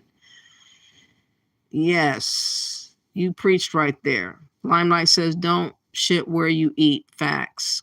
Kiki says, yes, she is the type who will have a man arrested when she decides he doesn't want her anymore. I don't know how this is going to go. But again, I'm not for that fight. I'm for this fight that I'm on. I'm consistent. I'm trying to stay on course because these conversations we're not having, and we're having people talk at us about us, saying what we need to do. And it's just bizarre. Kiki says, and said a man did it. Ooh. You brutal today, Kiki. She said, and say a man did it. Say it with her voice. Easy Access does not sorry miswrote that. Oh, okay. Okay, thank you, does not. All right. Tyron says, damn, I stepped out of the room to go shower. Wow, that's a lot to unpack. I know, huh? Charlie says he tells Black Americans to go to Africa. Meanwhile, the majority of first and second generation Africans haven't ever or even been and don't want to. Yeah, we're going to get to that part when they're about to showcase these two African Ghanaians that basically saying go black talking, and they inquired about wanting to go to America. I'll fast forward it, but I want him to talk about what I've been talking about, which again, I like to use a guy that's speaking truth, and he's going to speak truth about saving money, about prepping, about having water, having stuff just in case of this and that. That conversation we're not hearing. And so I want him to play that part. But before I get back to him, let me finish with this. You said, I really think Black Americans should go to Africa or should not. Okay. Go to Africa and exploit to the fullest, just like Europeans, Asians, Indians. Nah. I don't think so. I don't think we should play. I think there's too much risk at hand for us to even take chances like that. You're going to be ending up, a lot of these people like that missing guy, ain't no telling where he is. Ain't no telling if he's still alive. He's been missing for a whole month. It doesn't look good. It does not look good. He could have been buried anywhere. He could have been thrown away in the water. That man took a trip and he never seen the light of day of that trip. That's just wow. I'm pretty sure there's other cases like that, but these passport bros need to know. And I'm sure if he was in the acquaintance of a woman, he might have had his guards down. And of course you can get slipped a something in your drink or whatever it's called. Starts with an S. It's been happening. Oh, you know what? While I'm thinking about that, there's been a recent death. Razor, is it Razor Ray? There's always something going on. Just recently, an Asian American lost his life. Let me find a smaller video. Okay, here's another one. Found dead in a hotel room. Everything is safe, though, when it comes to them telling us what we need to do. Oh, it's not as bad. That's the media telling you this. They're telling you not to. You know, I'm sorry. I'm sorry.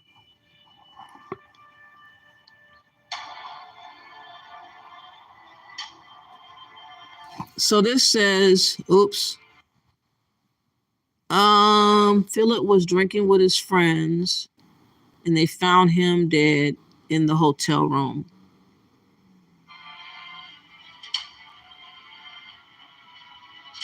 What's up, guys? Razor Rays here with you again today.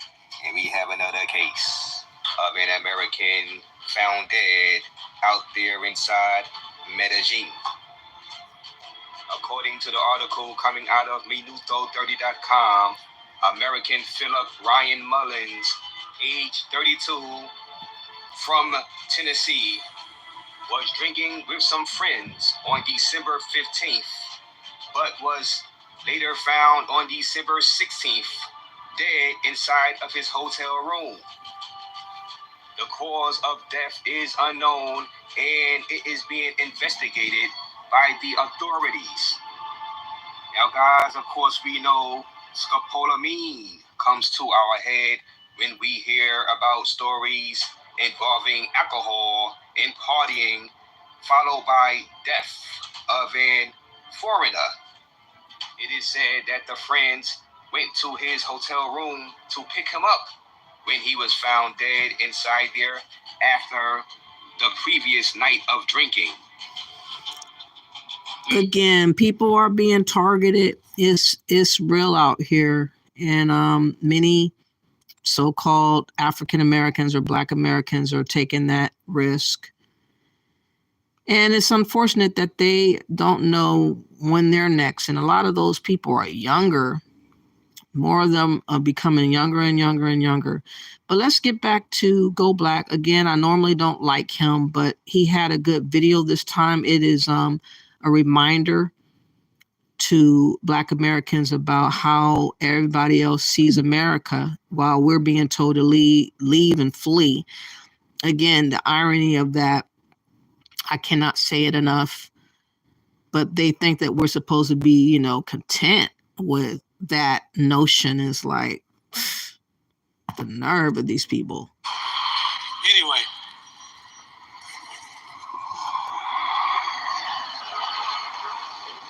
So, I gotta watch where I'm going here on this dirt.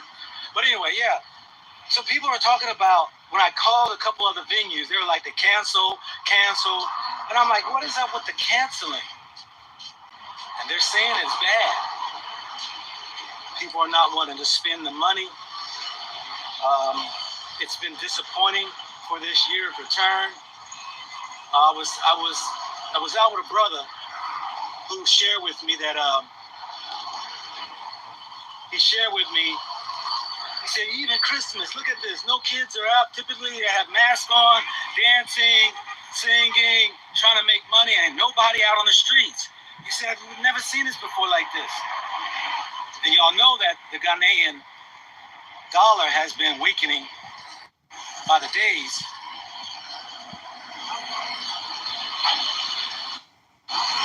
Which I benefit from that. All right, I'm back. People are complaining that, oh, things are so expensive. And food's gone up. And most of the average Ghanaians are starting to complain about the cost. So the signs are showing. Let me get past this street here. The signs are showing, and the meltdown is happening. And it's sad because what's going on here in Ghana, I mean, the squeeze is on. At the same time that they're being squeezed, we're being squeezed out at the same time. Record numbers of homelessness, record number of poverty, record number of loss of jobs, and just different things that Americans are seeing themselves facing. So we're not exempt from having our own degree of issues. I don't know the numbers, but I know that I have shown so many clips of homelessness. I could do that all day. But let's get back to this. I was talking to a developer. He was telling me that, apartments that he has sold, people have been backing out of them. Now they got to ask for 20% down. He said a lot of people, he says the Ghanaians and stuff, are, the year of the elections start next year. And, during elections, people hold on to money. He said they'll take their money out of the country. They'll send it to other countries, UK, Europe, Canada, America, wherever they may reside. Some of them who reside over there, and take their money just in case there is a situation that happens. So it's a sad situation for the locals because,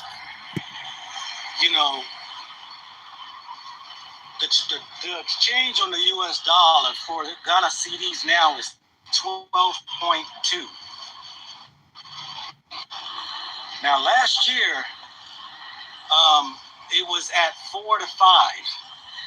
So that means really, I get more of their money for the U.S. dollar, and they want that dollar too, because many of these people out here can make a better return on that dollar. So, what's up, brother? Yeah.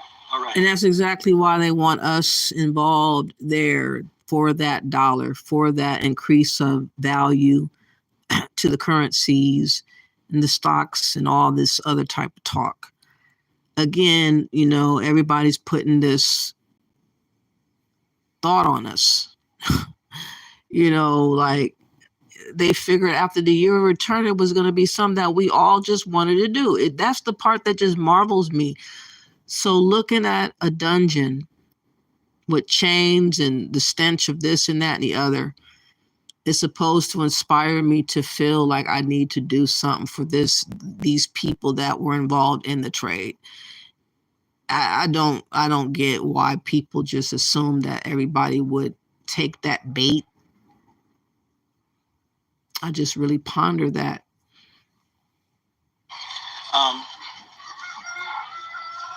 So they're, really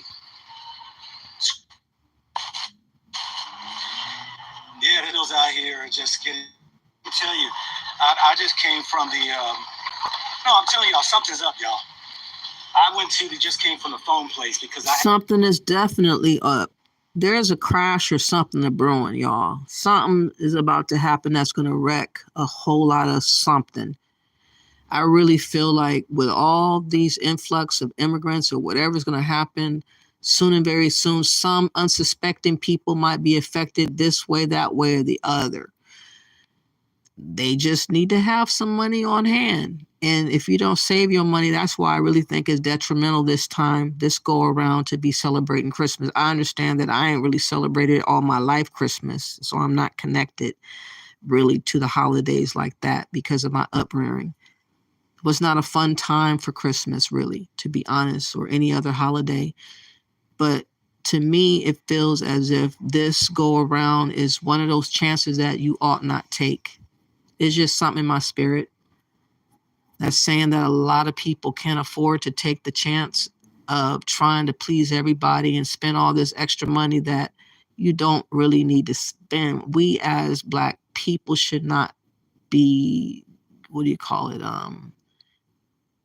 blessing, others with our money while we are constantly just dwindling, depleting ourselves. For what? And then you have a situation that happens that you didn't foresee coming. Maybe 2 weeks later, your house gets on fire. Maybe 3 weeks later, your spouse breaks his leg. Maybe a month later, your car explodes. You never know. And then on top of that, just the climate of people's attitude and how it is more and more and more getting feverishly, eerily evil. People's spirit is lowly. People are out here just cutting up. And it's just the time to really think things through and prepare better than you have ever, especially now. Asked them, what's going on with the signal of the phones? It's just dying out. Comes in, it goes out. Comes in, goes out. We really haven't experienced too much problems. Well, I understand they would say that because many of them don't spend the time on the internet I do. Most are probably just, I don't know, doing mobile money or something. Many people still got flip phones here, so it's not a large demand. But most of the locals, they go to MTN, which I got a SIM card for MTN. The majority go to MTN, but Vodafone definitely having issues with their signal. But anyway, I'll go ahead and give you all a message. Got to drop a gold nugget, right? That's what I do. And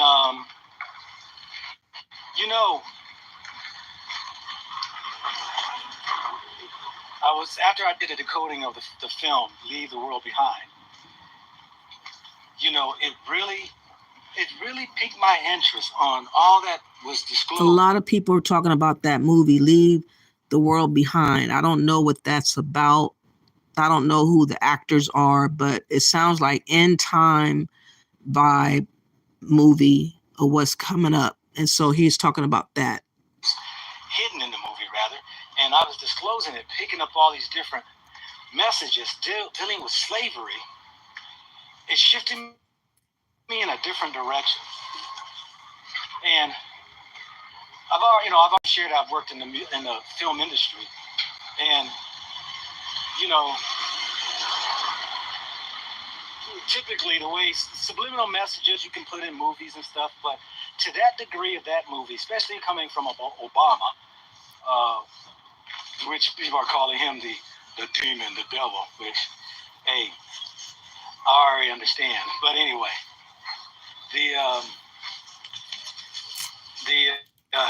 how y'all doing? They just look and see people just chilling around, y'all. People's spirits are low. Typically, they say nothing to me. Typically, hey, how you doing? Whatever, hello, people's spirits are getting lower now. And anyway, that movie, let me tell you this right here. Man makes a movie, and man creates many things on the earth. And so we know ideas, imagination stems from a man, and yet though what goes through our mind and put on film, we can always use as information, and we can always take it as a means of precaution and all that there. And I'm gonna tell you all, I don't like to recite God said and all these things right here. I don't like to do that. But I would say this right here is that be prepared. Keep cash readily available. You know, we already know. I'm gonna do a video here tonight showing the media. I'm like, I don't really watch the media as far as America's. And this is the first time I've ever heard a man lately, or other than the other guy, what's his name, the light-skinned guy with the light eyes, said to save. It's been rare to see Black men say save money. It is so rare to find them say it, because everybody's at us to spend it, spend what we got for whatever is being sold and told to us right now. So I appreciate him putting it out there in the atmosphere, because it helps my voice, and it helps, it makes my message better, because again, they just make up stuff when it comes to women trying to be savvy on what is happening right in front of our face. A lot of it, but this talk of the crash of the internet going down, and what the implications will be, and how long, and what would be the whole thing. Well, we know and that can happen to us as well, crash on the internet. Just imagine, y'all, if there was a sudden crash for like a week and it couldn't come back up, how many people would be affected by that? But people in Ghana have certain issues with their internet and whatnot, but still in all, it still could happen to us. But he's talking about they might be having problems right now. We've experienced that. Pennsylvania experienced it. Parts of different states have experienced by hackers shutting down water plants or power plants. Oh yeah, I remember that, some hackers. And we have to keep that in mind. If something's been hacked, like so many people are able to crack codes and figure out different things. And then, man, it's just crazy, all these different databases and others that are highly hackable. It's troubling.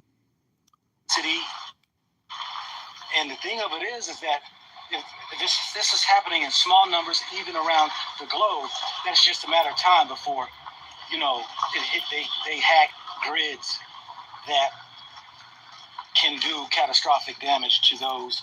Would y'all be ready if the grid was hacked? Wouldn't that affect the electricity? Are we prepared to deal with, say, a week worth of loss of electricity? I wonder how bad that would get quick. I'm sure it would be wild out in the street.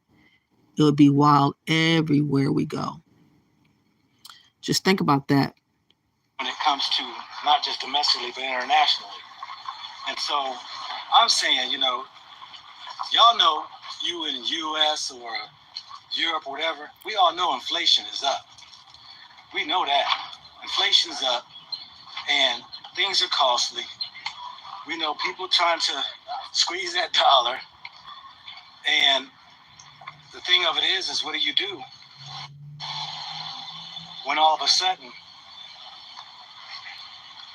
internet goes down? What does that mean when the internet goes down? People don't even think how far that goes. Internet goes down, that means people can't order. That means you can't restaurants and grocery stores, and you can't order supplies, which means then you are going to be subject to your local grocery store being basically inundated with a lot of people trying to get water, food, and all. I'm a bit of a survivalist, being that I did military. So, And I've had to, many of you all had to stand in long lines, whether it's during hurricanes, which I had to hurricanes, whether it's tornadoes or the COVID or winter storms. And, you got, people begin to stack up and, people begin to go through frenzies in a frantic, moments. So, this computer virus or computer hacking, I think we ought to be mindful on ensuring that we have at least enough supplies to withstand at least a duration of time to feed your family, as well as drinking water. Because here, we'll be subject to the same. Now, the plus side of it is that there's so many different avenues of getting food around here. It's not a one-stop shop, not everybody's going to flood one area. And, here you got markets all over the place. You got people on the street. Everybody's selling something where you can get something. But I'm telling you what you need to be buying. Bags of rice, bags of beans are healthy sources of carbohydrates, which fills you up. Whether you talk about oatmeals, potatoes, those are starchy foods that can fill you up, but yet last a long time. Can you imagine just one cup of rice feeds 3 people. One little cup of rice. Imagine you get a big 20-pound bag. How much does that feed you, And then, my thing is that beans, heavy in carbs, which gives you energy. Gives you energy, holds you for a while. And these are the things that one need to think about. Not scare tactics, but hey, somebody said a bag of rice. But see, we don't ever talk about that. We just talk about traveling, partying, celebrating, shopping, going to the mall, cruising, choosing, pimped, whatever. Just too much. We be doing too much. We never really talk about preparation. We never really say what if. At one point in time, something's going to happen to where it's going to affect. We see the COVID came. Now the immigrants are come. Expect something else to happen. We have to start thinking like that to survive and a chance to not be asked out to where you don't have a way out because you just gave your all for someone not worthy. And it goes back to self-respect, self-love. Like before you do business, you have to know what it is that you are getting from the transaction of business or affiliation with whatever, because obviously it can be entanglements or just bad dealing practices for people that are easily influenced. And that's what good businessmen look for in the crowd of people is easier types of women, for instance. And we just have to be on our P's and Q's about what it is that we need to do to protect ourselves, because ain't nobody caring about what happens to us. Everybody's, like a vulture over our heads waiting for us to, fall on our face and get picked apart.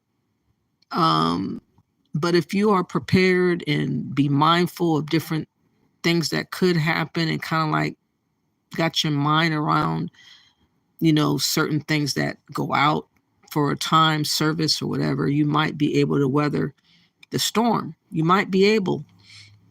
Hey, somebody said a bag of rice in Nigeria is $65. There goes with it comes to, when demands are high, prices go up. And when the supplies are low. But for those, he who stays a step ahead won't have to worry about that. you won't have to worry if you have emergency supplies sitting in, in your apartment, closet or your garage or your oh, okay, thank you.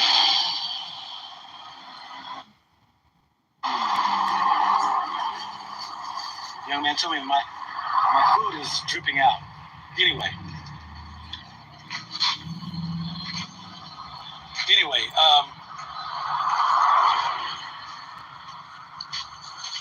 so staying up on survival mode. One thing I must say is we are terrible. And this is what I've been preaching, saying that we are terrible survivalists. We tend to just assume that something's just going to work out the way it's supposed to work out. It's been working out, so it's supposed to continue to work out. And it's just that attitude that gets really silly-minded individuals caught off guard. And people play off of our emotions. You got to be mindful that there are a lot of different vultures out here. There really are. I don't get it. Well, I do get it to a certain extent. But we just hard-headed. And then we be the first ones in line, standing, arguing, fighting, and trying to get up front when something happens. I just do not want to see that scene, y'all. I don't want to see a scene where, suddenly, limited supplies for toilet paper or water. Suddenly people are running and fighting and just trying to get the last loaf of bread or something crazy like that. And it's just mayhem everywhere. I don't want to ever be around something like that. So I would rather have a little bit to make sure that onslaught of vibration or craziness was not going to affect me. And he's warning that fact. I've said this before on my show.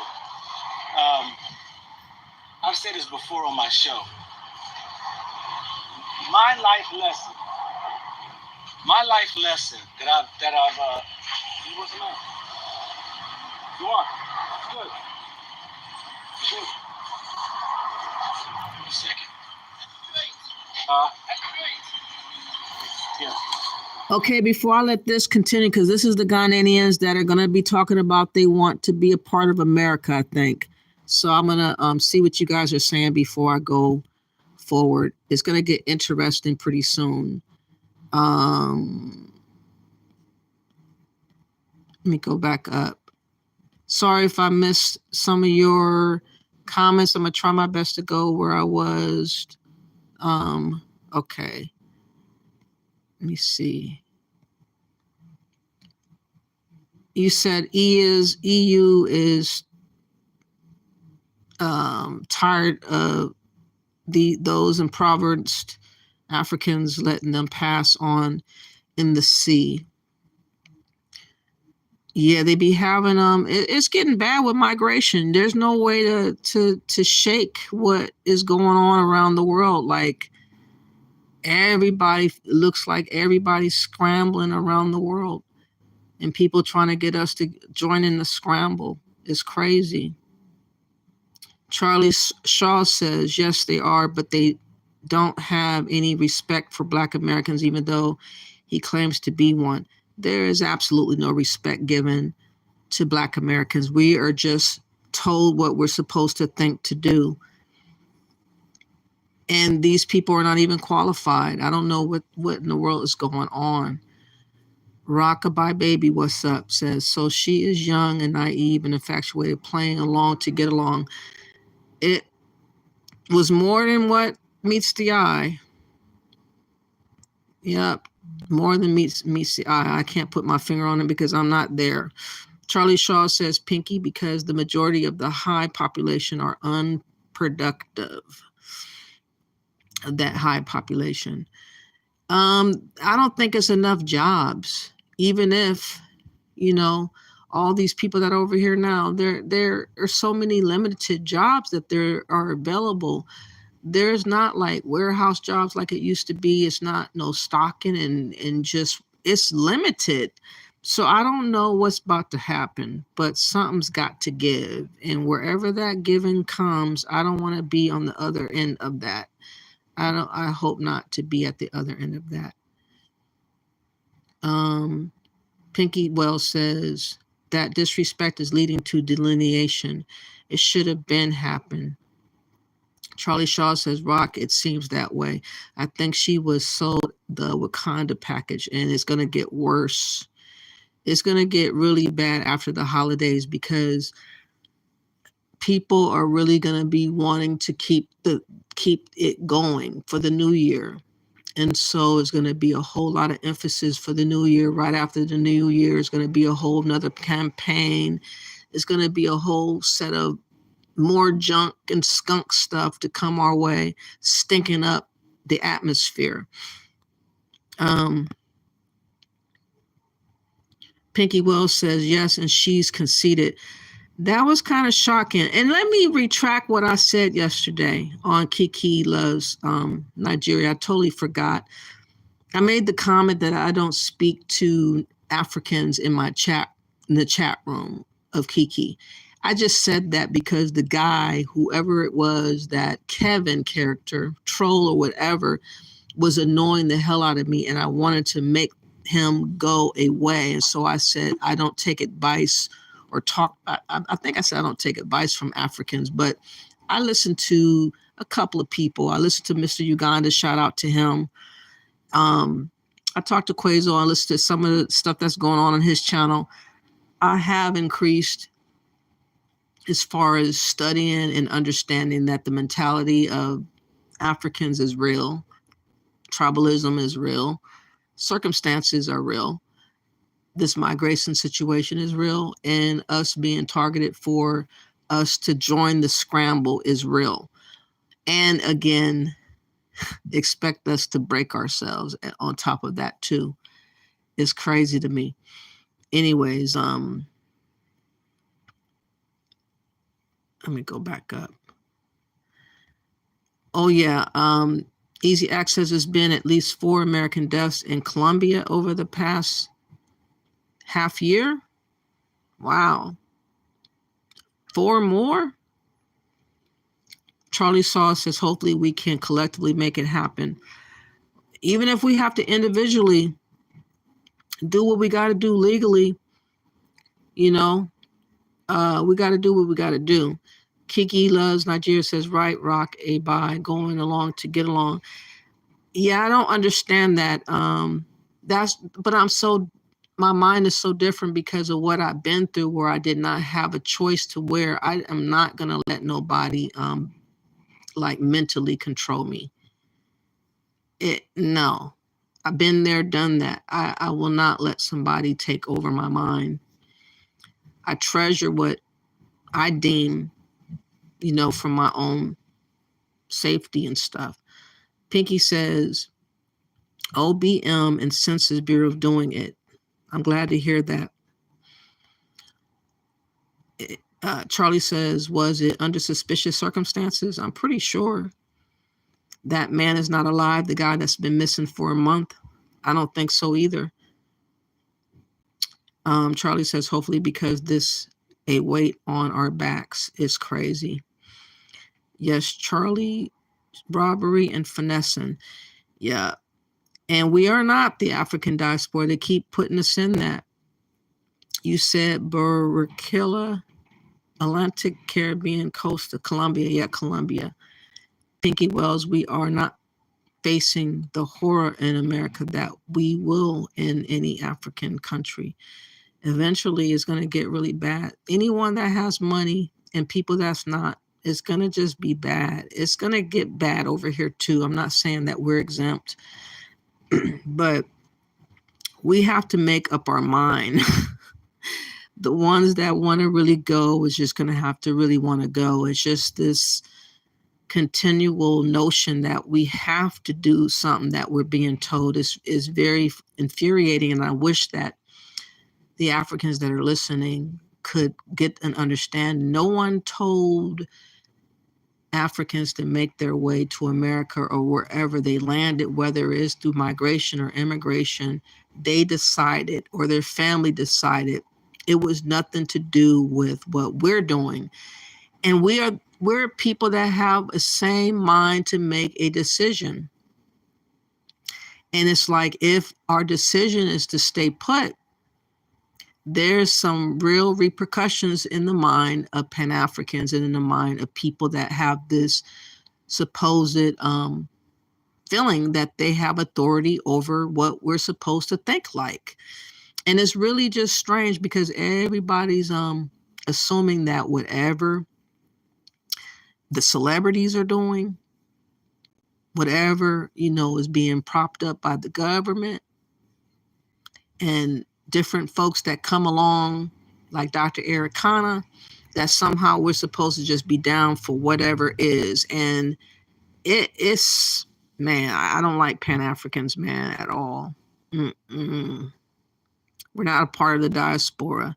Pinky says dynasty or dynast black male, you do it first. I heard that. Kiki says, well, I don't know why black men keep going there. It's crazy. Kiki says, right, just let me know when you want to talk about. Just let me know when you want to talk about it. Talk about what? About the lawyer? Pinky says, Kiki looking for women better than us. Looking for women. Who's looking for women better? Pinky says, and those investors were more than likely Chinese and German. I wouldn't be surprised. Kiki says, call this lawyer tomorrow, see if they can answer the question. Okay, I have it in my phone already, locked in. Pinky says those people have countries backing them. America, us not looking out for Americans like that. We're just shepherdless. From what it looked like in the 60s to what it looks right now is stark different. Easy Act says, I'm sorry, but why does he think Black Americans should invest in Africa or want citizenship in any African country? There are 100% or hundreds of countries. Yes, and hundreds of those people are, why are we being expected? That's a good question. Why? You said a passport is very simple to get, only $100. Okay, so that's equivalent to, or is that equivalent to citizenship overall? I think. Easy Access, I think citizenship is cool for some people if they so choose, but why not try for a retirement visa? Many countries offer them and you can live there for any amount of time and you can invest. I just think that citizenship, I'm going to look into what is bothering me. Hopefully I can get an answer fairly easy. But the retirement visa doesn't sound bad. Just, keeping up with your passport, I think is the most important thing to consider. Easy Access, and no, you don't have to be retired to obtain a retirement visa to such a country, but I don't know if African countries offer this. Oh. And Pinky says, I'm not trading places with an African. That's what we're being expected to do. Easy Access, Dynast, the travel agent prince, will never acknowledge we are new people. We are hundreds of years old, as if Africans and Africa has never changed over the last 500 years. Exactly.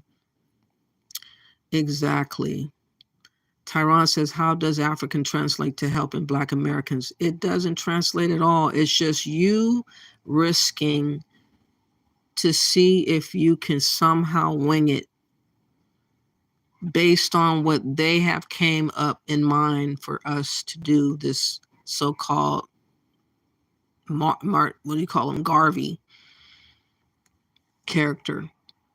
Can't stand them, Marcus Garvey, talking about him all the time as if what he did 100 years means we got to do this now. Again, this is the agenda, like passport, land move, get replaced, and be happy about it. Tyron says, what does sub-Saharan got to do with us? If that's not even an indigenous African's vocabulary, only white supremacy. again, I don't know. My thing is this. I am my ancestors. I am my ancestors. I don't need to validate who I am to anybody.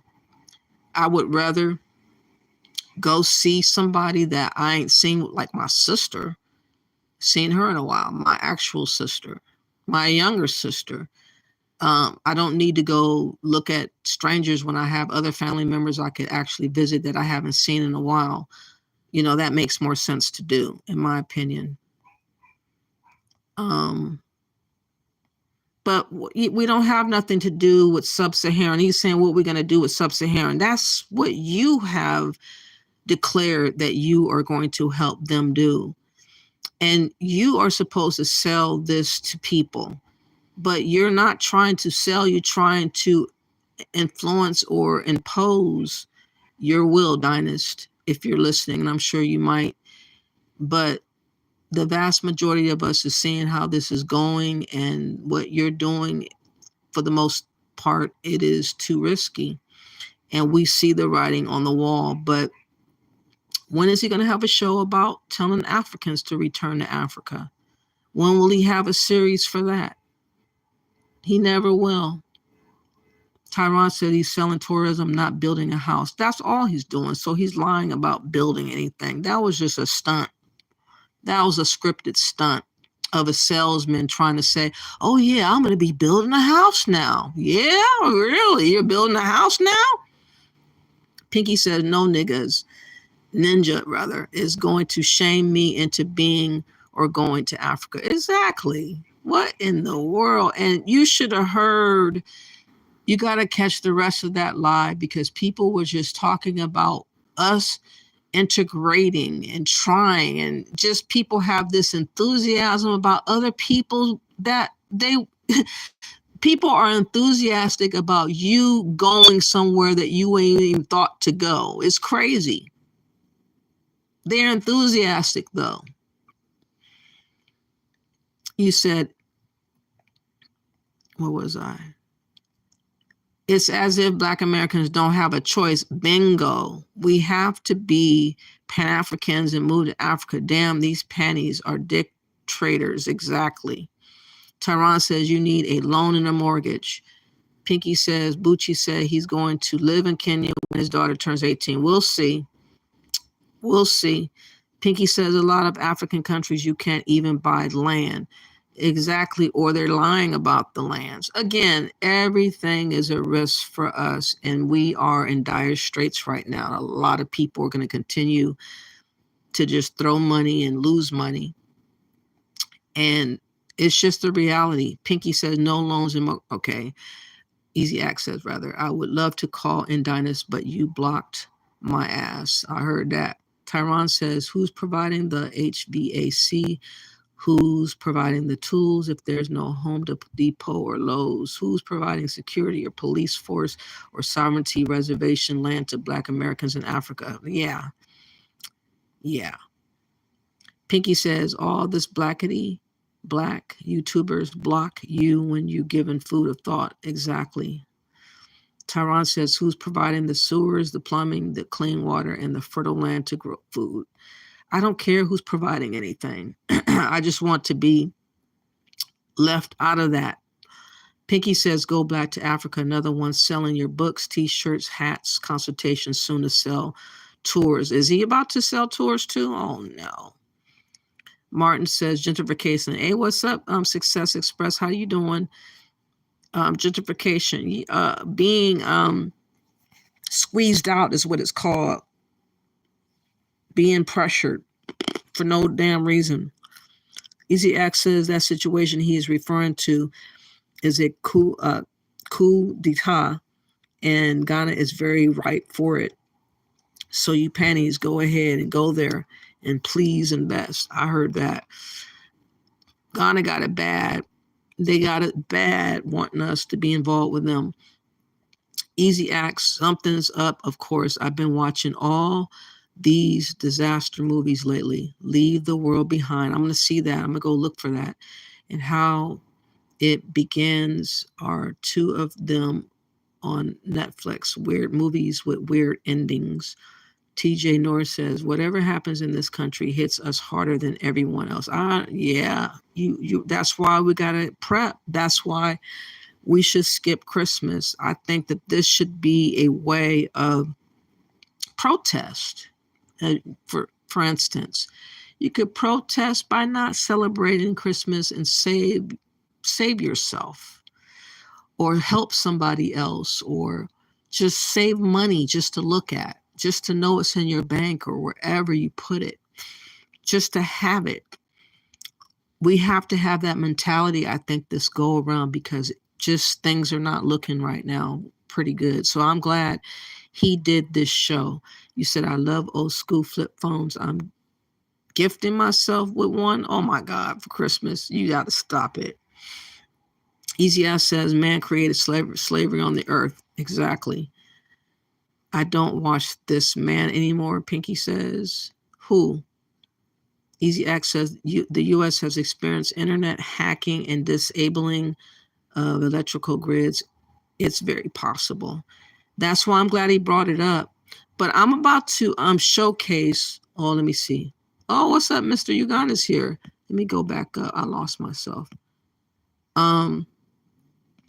We have grocery stores everywhere here. What is he talking about? I know. What is your email? I'll leave it in the comment section and give it to you. I just read something crazy about Isha, a freak. What? Can you just leave a link or tell me where to go? Anga? I don't know if it's true. Oh, wow. Can you? I believe, let me see. Oh, wow, I missed something. Oh, I hope it's not bad. I don't know if it's true. Okay, tell me more. Pinky says, go black, desperate for views these days, huh? Pinky says, waiting to pick our bones dry. Facts.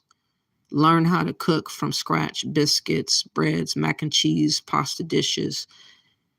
This is what Pinky's saying. That happened. Start of pandemic. A man rushed past me. Jog the last pack of paper towels. Oh, see. Pinky says, making delicious beef tamales. Oh, that sounds good. Looks like 70% of the world is trying to move to countries in GHD West. Yes. I didn't see your comment. What's up, Mr. Uganda? Shout out to you. Easy Act says, some say Black American men are lost, ashamed, and low self-esteem. That's why they look to Africa. How it just feels really weird that we are so broken to not have pride within ourselves, that we're told we're not enough. We didn't hear this messaging 10 years ago. Now it's like we're so just all over the place, to where people can just now make our reality like worse with just accusing this and that and assuming this and this. I don't know. I just don't like the way things are looking for us right now. You said, I believe that acts. Kiki says, Pinky Wells says, then they should go and leave us Black women alone. They're not going to leave us alone. They want to pick your pockets. Are you kidding me? They're not done with you, girl. Pinky Wells says Marcus Garvey wasn't even Black. He was a Caribbean trying to get us out of America. Exactly. And now this plan is back. Easy Access. Can anyone in the chat name or give any example of any African country helping Black Americans in America for anything? Nothing. I've never heard of an organization that is specifically trying to do or make any changes or help out with anything. Everything is told the only way that you can be corrected or made whole if you just take a gamble to go somewhere you are not from and no one you know is there. It's weird, y'all. It's weird.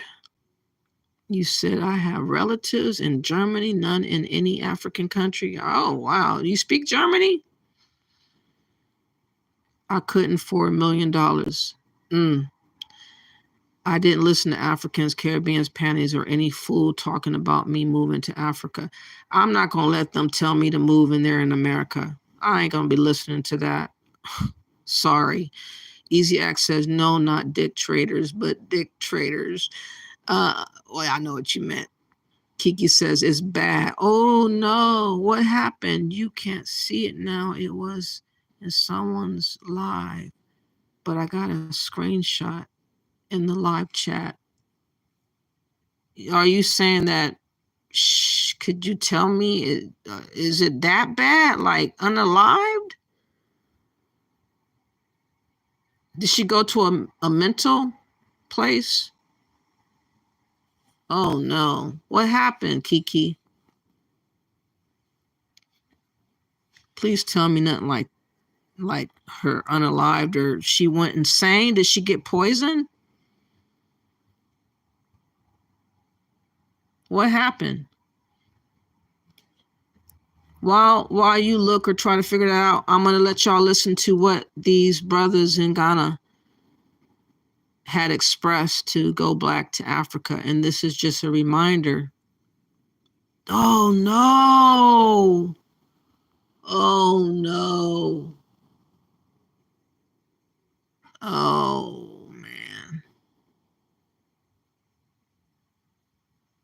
man. I hope it's wrong, but I won't be surprised if it is, because we've seen the writing on the wall and she was doing a lot. Should I say or should I wait? You said that is what the person in the chat said they heard. Is alleged that Anga Africa might have passed away, allegedly, by someone that typed it in a chat room, according to what Kiki is just saying right here. Wow. And but we don't know. I know, but we don't know for certain because it's alleged. No, he didn't say she passed. Okay, so what happened? She didn't pass away? He said he heard she was poisoned. Oh. So I take that back. She's alive or was poisoned. Allegedly. Oh, no. Anga Africa. I hope that's not true. When will we know? How can we know? I don't know. This is crazy. I hope not. Yes, we don't know. We don't know. So that could be something that's just been stated. Maybe they're referencing that maybe her being maddening acting. Maybe that's the reason why she's maddening acting. We just have to keep watching her channel. Wow. Stuff is happening too fast, Kiki. Stuff is happening too fast. The person who said it, he comes on my channel sometimes. Wow. Oh, is he a Gambian? Are you talking about, you're not talking about Aphrodite, are you? I know Aphrodite is in Gambia right now. So allegedly, someone said in a chat room that Anga Africa might have been poisoned, allegedly. He lived in the Gambia and he has connections there. Oh, wow. She was really on a roll, calling herself, exposing herself being stalked, for those that don't know who I'm talking about. And I did a live talking about she's being stalked and she's still staying there, something to that effect. You said, no, he's from the US? Oh, but he's in the Gambia though. Wow, that's crazy. And she was saying she was being stalked. She showed pictures of a lady that she said was a witch. She was saying that she was being followed. She was saying that she was being pursued. A community of people was out to get her. But she was saying that she was pretty much protected because of her whatever. A whole lot of different stories. So allegedly she may be poisoned. That's just wow. I'm just taking that in. For those that don't know who she is, you can look it up on my channel. Where I asked the question, did she she was stalked. She put that she was being stalked. Let's go. Sorry about that. I hope it's not true.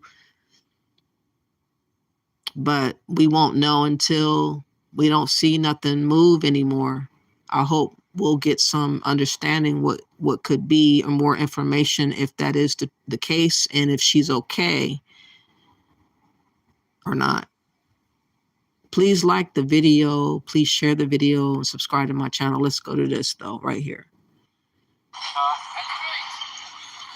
Yeah.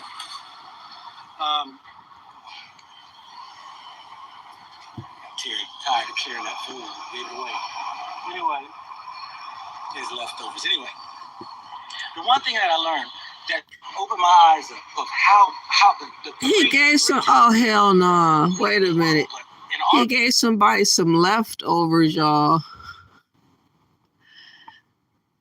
He was eating the food and he said he gave them some leftovers. Oh no. That's crazy. Ours, I think we got it really bad in the black community.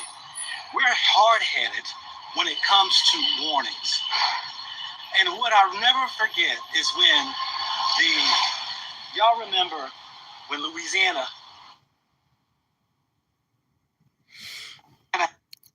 Oops. Okay, so before I go on, if anybody can confirm the status of Anga, Africa, for those that may listen, that may be from the Gambia. Again, if y'all could put out a message to, I mean, if you have a connection to somewhere in the Gambia to maybe figure out the status or situation of Anga, Africa, that will be appreciated. There's no way that I can figure out, but I'm just putting out there, allegedly something might be up with her. You said, let's just keep watching her channel. Okay, let me see if she's done a new tape the last or recently right now. I'm gonna check on it right now. Wow. I hope not. That is wild if that's the truth. So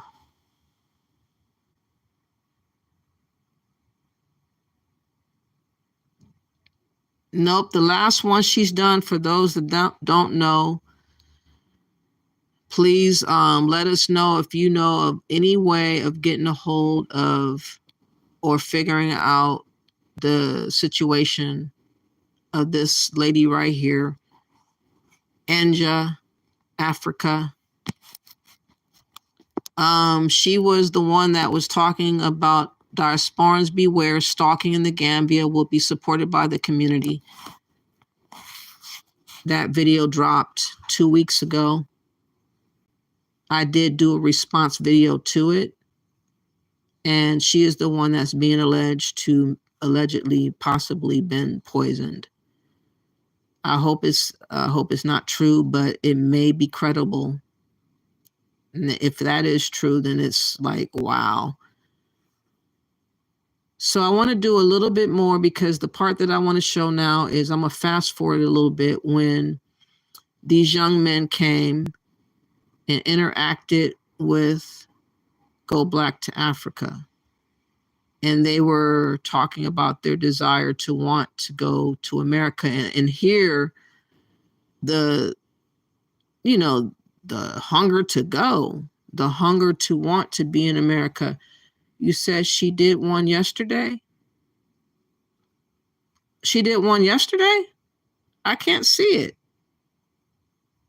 Oh, hold on. A regular video?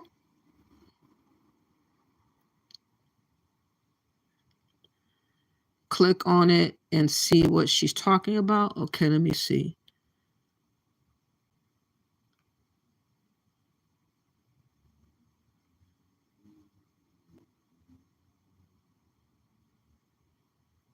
I don't see one recent though. It's not showing up for me.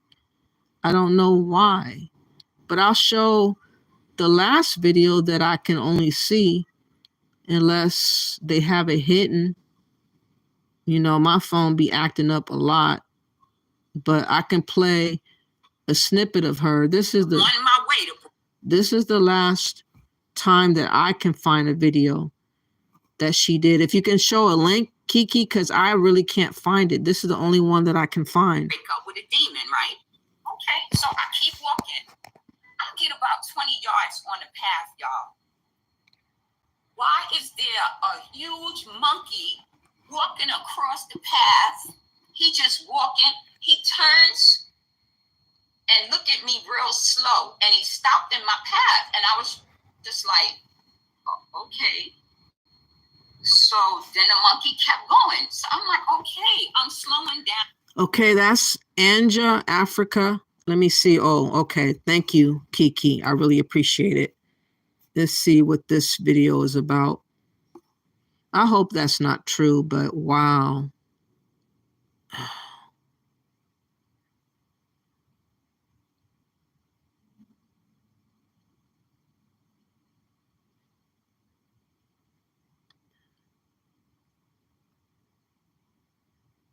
Oh, wow. Why didn't it show up for me?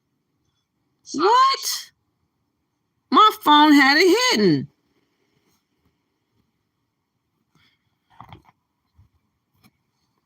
So I finished talking to the brother and told him what he needed to do. He needed to also do a spiritual bath while he is taking these herbs. You weren't talking about this video? Because this is the last video she did. She posted on the other channel. Oh, okay. What's this one called? Oh, yeah, this is it. This is it right here. She said, oh, wow, spiritual attacks in the community. She just did this yesterday. Wow. Okay, let's listen. And making sure that he is, saying his prayers, giving thanks. And I told him no alcohol and no smoking during this time when he is trying to cleanse. He said he doesn't do any of those things anyway, so he was fine. So that was it. He walked away, and then a lady walked up, and she had a beautiful dress, and I told her how pretty she looked. She had a big, swollen belly. I knew she wasn't pregnant. And I just looked at her. She said thank you, and I complimented her on her dress. Then another sister came, all in black. Big, swollen belly. I'm looking at her belly going, sis, I don't mean to offend, but, what's going on with your stomach? She said, oh, I'm just fat. I said, no, you're not. You're not a fat girl. She was thick, but she wasn't big like where her belly would be, like pregnant big. I said, nah. I said, this thing you have going on with you, you need an herb. There's an herb for you. I didn't ask her about, her health and all that. I just knew right away what herb to tell her to take to flatten her stomach. She was so thankful, she walked away. Okay. So I'm sitting there still. The brother prepares my stuff, and I see a man with shades on, and he's at the other stall listening to my conversations. He walks away, and then he comes back. And I don't know why he think I didn't notice him, because he got that bleached out skin. Everybody is not walking around Gambia with bleached out skin.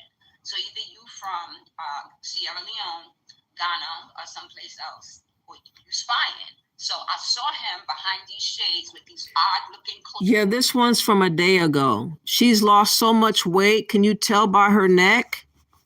This one is the latest one. On, like he was trying really hard to fit in. He just didn't look right. But I noticed him from a distance. He was watching and he was listening. I ignored him. I got up. I went to walk, and when I go walk, I'm looking at the clouds, and the clouds, I see like a great battle going on, like head to head. It looked like a man and a woman, and maybe another man is there. So just a battle, right? Commotion, but it's all jumbled in like a big cloud. So I just keep walking. I head to Norwich. I go and pay my bill. I pay the bill. I come back. I'm able to get on a van quickly. I'm all squeezed up in the van. And this one woman, she needs so much space. She's like elbowing. I just put my arm to protect my body. And I get to my destination. And when I'm telling the driver to stop the van, he's not stopping at my junction. That's when I realized he doesn't want me. Spirit is like, don't get off there. So I get off at another junction and I end up walking back a distance and I came into the street. So I come into the location, I walk to the house. When I get to the house, it's a lot of workers outside because they're working on the 3 buildings around me. I get to my door, open the compound gate, I step in and something is like, you had a lot of dust blowing in your face. You had stuff blowing in your nose and your hands. Bless your hands and your face and everything before you go up the steps. So I go to the water fountain, which I don't usually do this. And I wash my hands with the water. It was warm. And I wash my face. I'm giving God thanks. I'm cleaning my nostrils. And I see something on the ground. And it's 3 rocks, 1, 2, 3, in a row next to each other. I see the energy on the rock, so I know it's something, but I don't know what. So there was this rubber thing, and I took the rubber thing and I moved the rocks.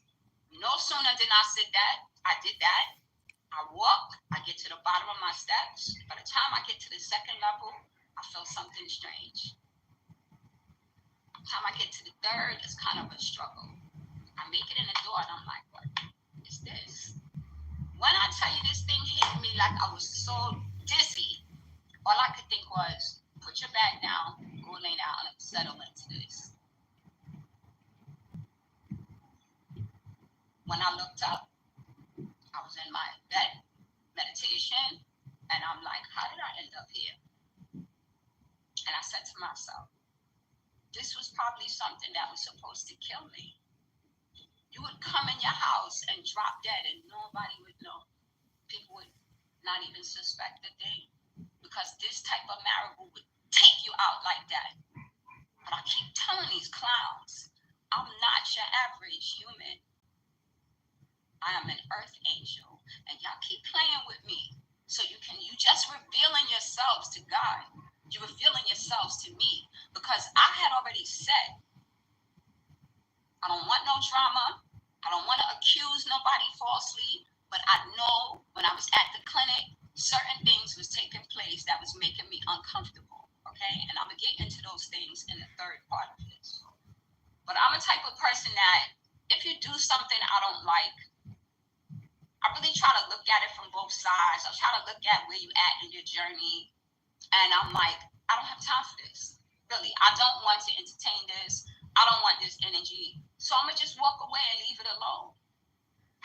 Honey, people here, they're not going to let you walk away from them. You don't get to walk away. Damn. You say something somebody don't like, they eliminate you. Okay? Oh, wow. This is a lot. Let me see if it's almost over. Okay, we got 2 more minutes. I hope she's okay, but is this an attempt for this purpose of this video? Or is this a dream? Because she be doing both. You said, oh my gosh, she looks scary. She does. She lost a lot of weight. You said could be low blood sugar. She looks like she's not eating right. So why are we wanting to go over there? I'm just saying, like, either you're going mad, either you're losing your life, or either you're losing investment. And it's just one by one by one. And people are trying to get so ecstatically telling us that this is what we need to go do. And these are the categories of, some people have successes and some people can afford, I guess, to blow some money. I guess I wish I was one of those people. I really wish I was high on a hog and I could just blow money and not care, have a care in the world. It's just that the bulk of us don't get the luxury of not having a care, or we shouldn't not have the luxury of having not care in the world. But for her to just say that she's not penetrated, she's still thinking that this is the life for her to lead, when she's keep having close encounters with strange people. I mean, this is crazy. That's simple. You talking a little too much about something that make them uncomfortable, they will eliminate you. They will terminate your life just like that. Not stop talking about that, let's have a conversation, or you need to move. You are not wanted in this community. No, you die. You hear me? Dead. There's no respect for the life that God, Allah, has given to you, because they decide they have that control. So I want to get into why I walked away from Bruford Herbal Clinic with Dr. I'm going to use that with quotes because he ain't no damn doctor. Adama Endow, the herbalist, the head of the circumcision proceedings that holds the big gun with the motorcycle, got all these connections with the police. He ain't nothing but running a coven. It's a coven. It's a low-key coven, okay? And apparently I've been selected as the sacrifice. At least that's what he thought. He didn't know who he was dealing with. Oh, wow. Wow. Again, supposedly, allegedly, she's been poisoned. I don't know if this is going to give confirmation to that, but she's saying a lot. You said she's doing too much trying to be African American. Life is cheap on African continent, Pinky Wells says. Yes, listen to this, y'all. See, everybody I come in contact with is because God intends me to come in contact with them to see where their heart is, to see where their integrity is. And when they throw a personal attack at me, baby, you already know what time it is. God is not happy. So every business, every one of your flunkies, as my mother used to say, everybody that associated with you that was a part of this, your family members that were a part of this, all of your little clones and your mini-me's, everybody involved, towers will fall. Okay, now that was like a commercial break. That is Angie Africa. Swears that she's being stalked, swears that she's being deliberately attempted on her life as a sacrifice, or attempts or thoughts of attempts of sacrifice, living in the Gambia. Allegedly, she may have been poisoned. I don't know that to be true or not. It's just something that someone typed in a chat room that supposedly knows her from America, living in the Gambia. That's the word on the street as far as what Kiki can find out from what I've read. Isn't there any other news that you may have? You said now she's talking about somebody in the Gambia with power and money. Pinky Wells says that's when she should have been very careful or left that place. She should have said or left as soon as she did that last video 2 weeks ago. I don't know if we'll ever know soon enough, but I hope that she survives if it's a real situation. But we won't know until we know.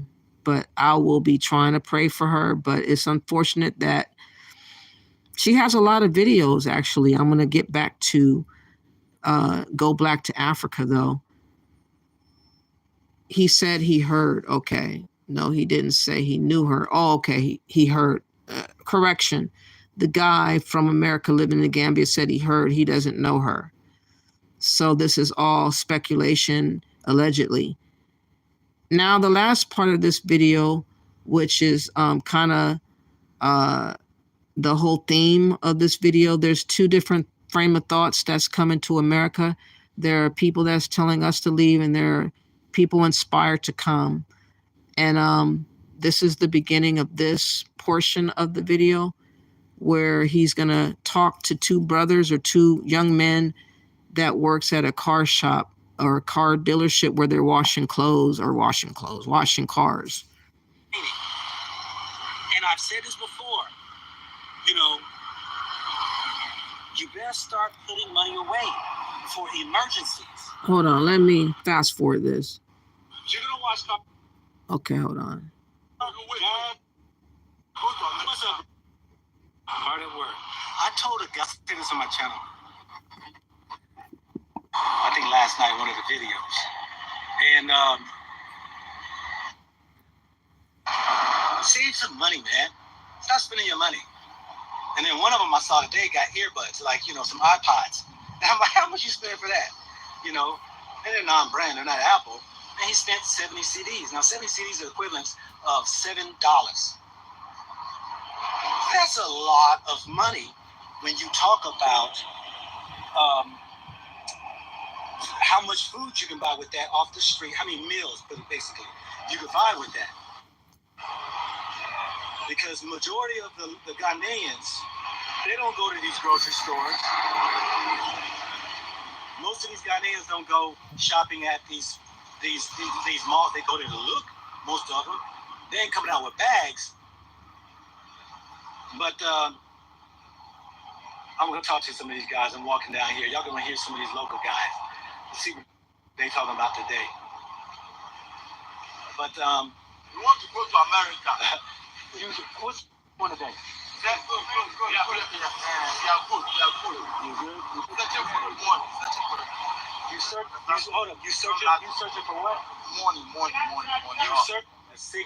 The signal is not good here. Yeah. It's not good here. You understand? I'm Las Vegas, you know? So you saying y'all as prices going up, is that prices going up on food? Is things hard here? Yes, it's very hard. But you want to try. So if you can help us, you'll be happy. If you can help us, see now. Yes, this Ghana boy, you want to go to America. What you want to go to America for? We are going to work for it. You want to go to America to work? We go to America. What's up, brother? How are you? Ghana boy. If you go to America, everything will become sort for us. Understand?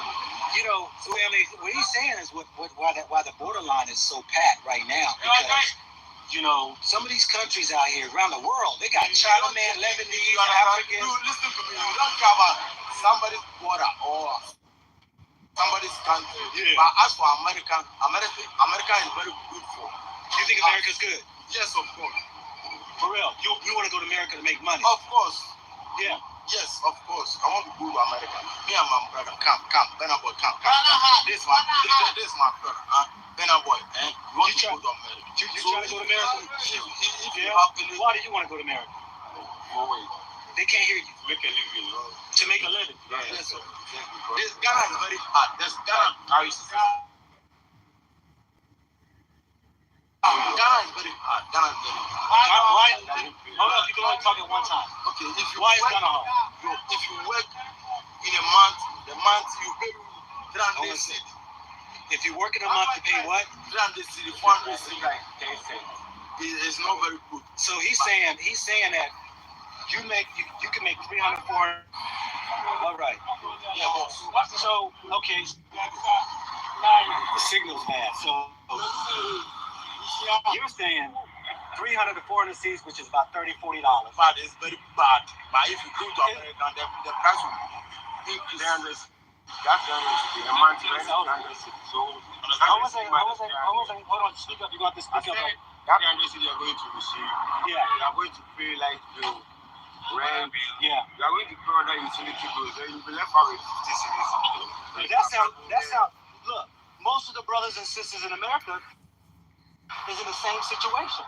They pay their rent, their mortgage, car, gas, utility. What? Wait. They don't ever believe But me. as for the America, What? the prices in America, the money we work for America, you Ghana here. But you gotta live in America. You gotta pay rent in America. yeah, you pay. How much you think rent is in America? You're gonna do this.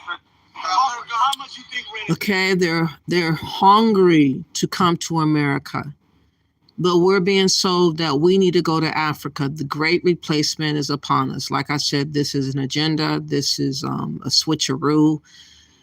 The immigrants and migrants are now being just all over the place coming through in America. And again, for us to be told not to be prideful of being Americans and people are trying to replace you to become an American, it's really ironic. And so this notion that Dynast Mir is selling all this dream and everybody's selling this go back to Africa is just not panning out with the reality on the ground. And I wish that the new year will bring a sombering conversation that the Pan-Africans are going to have to finally get, because once we really make it known and clear, that's why I'm hopeful there'll be more people to do these videos that I do, to let it be known that their decision to come to America is something that we can't stop or change, and is our decision to stay, or the ones that want to attempt to make these risks, they have to live with the consequence if it does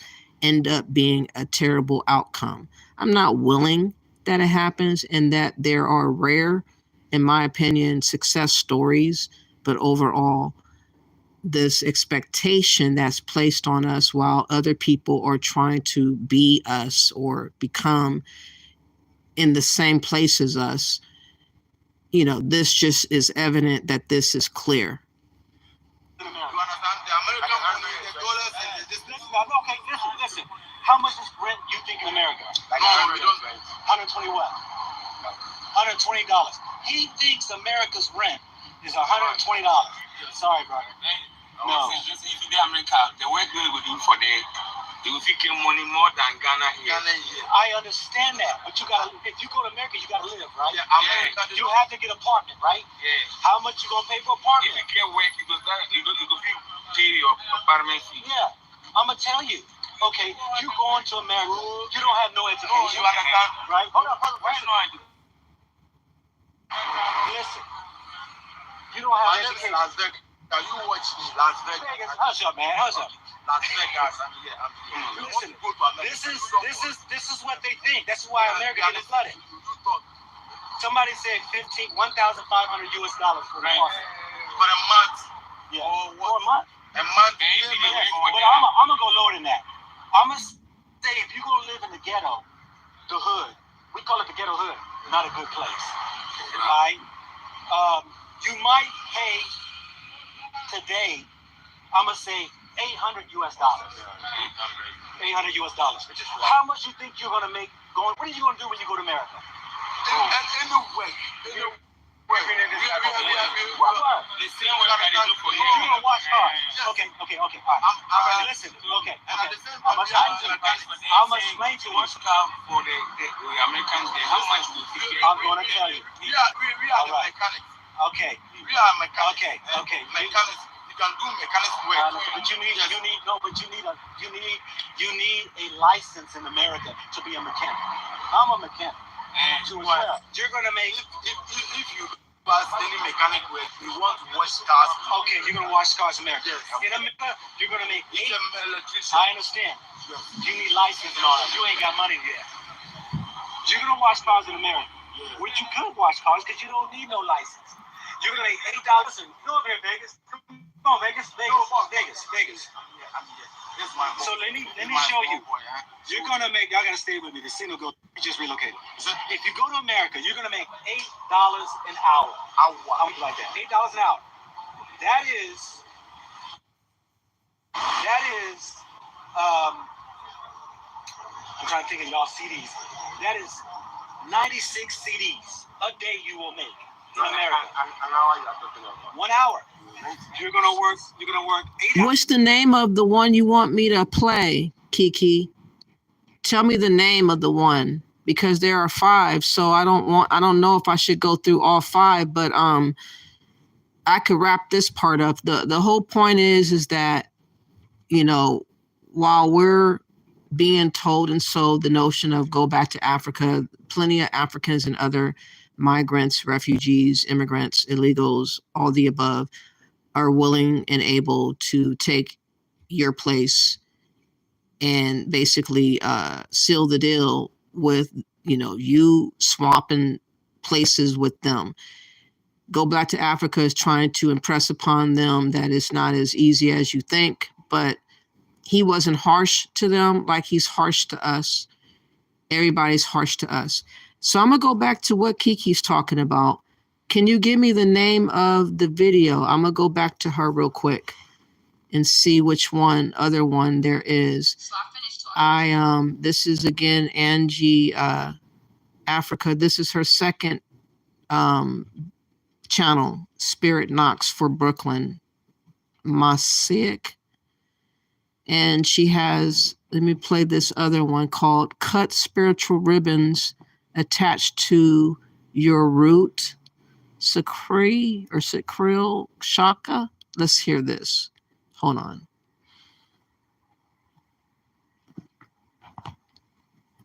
Greetings and welcome to Spirit Knocks for Brooklyn Mosaic. Today, we are going to reclaim the root and sacral chakra. If you are sensitive to loud noises, please feel free to turn down the volume. I'm going to hit the bowl 3 times and then we will get started. 1, 2, 3. Oh no. Oh my God. What? I cut all ties to my root and sacral chakra, formed from guilt, confusion, behaviors, fetishes, patterns, and preferences imposed upon me. Emotional bonds, ties, cords, and ribbons. Spiritual contracts. Spiritual babies, miscarriages, abortions. Past partners, lovers, and relationships.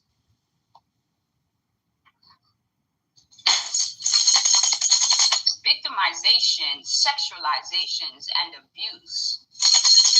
Abusers, perpetrators, and anyone with ill intentions. Residual low vibration energy. Anyone trying to bind and harvest. Dis-ease, inflammation from the past, present, or future. Parallel universes. Hands that touched me inappropriately.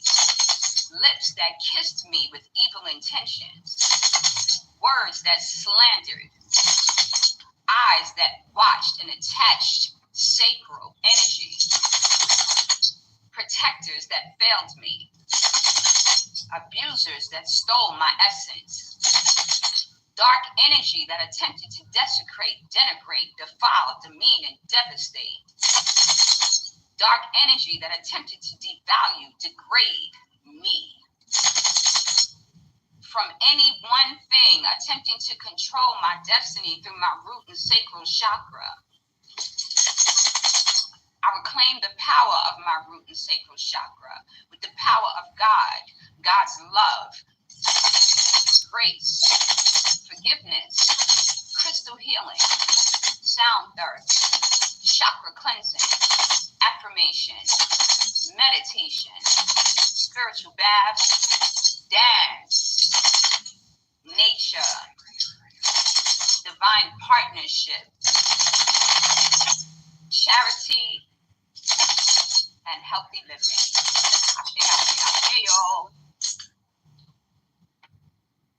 Oh no. Wow. That was different. She got another video. Hold on. Let me see if I played one of them already.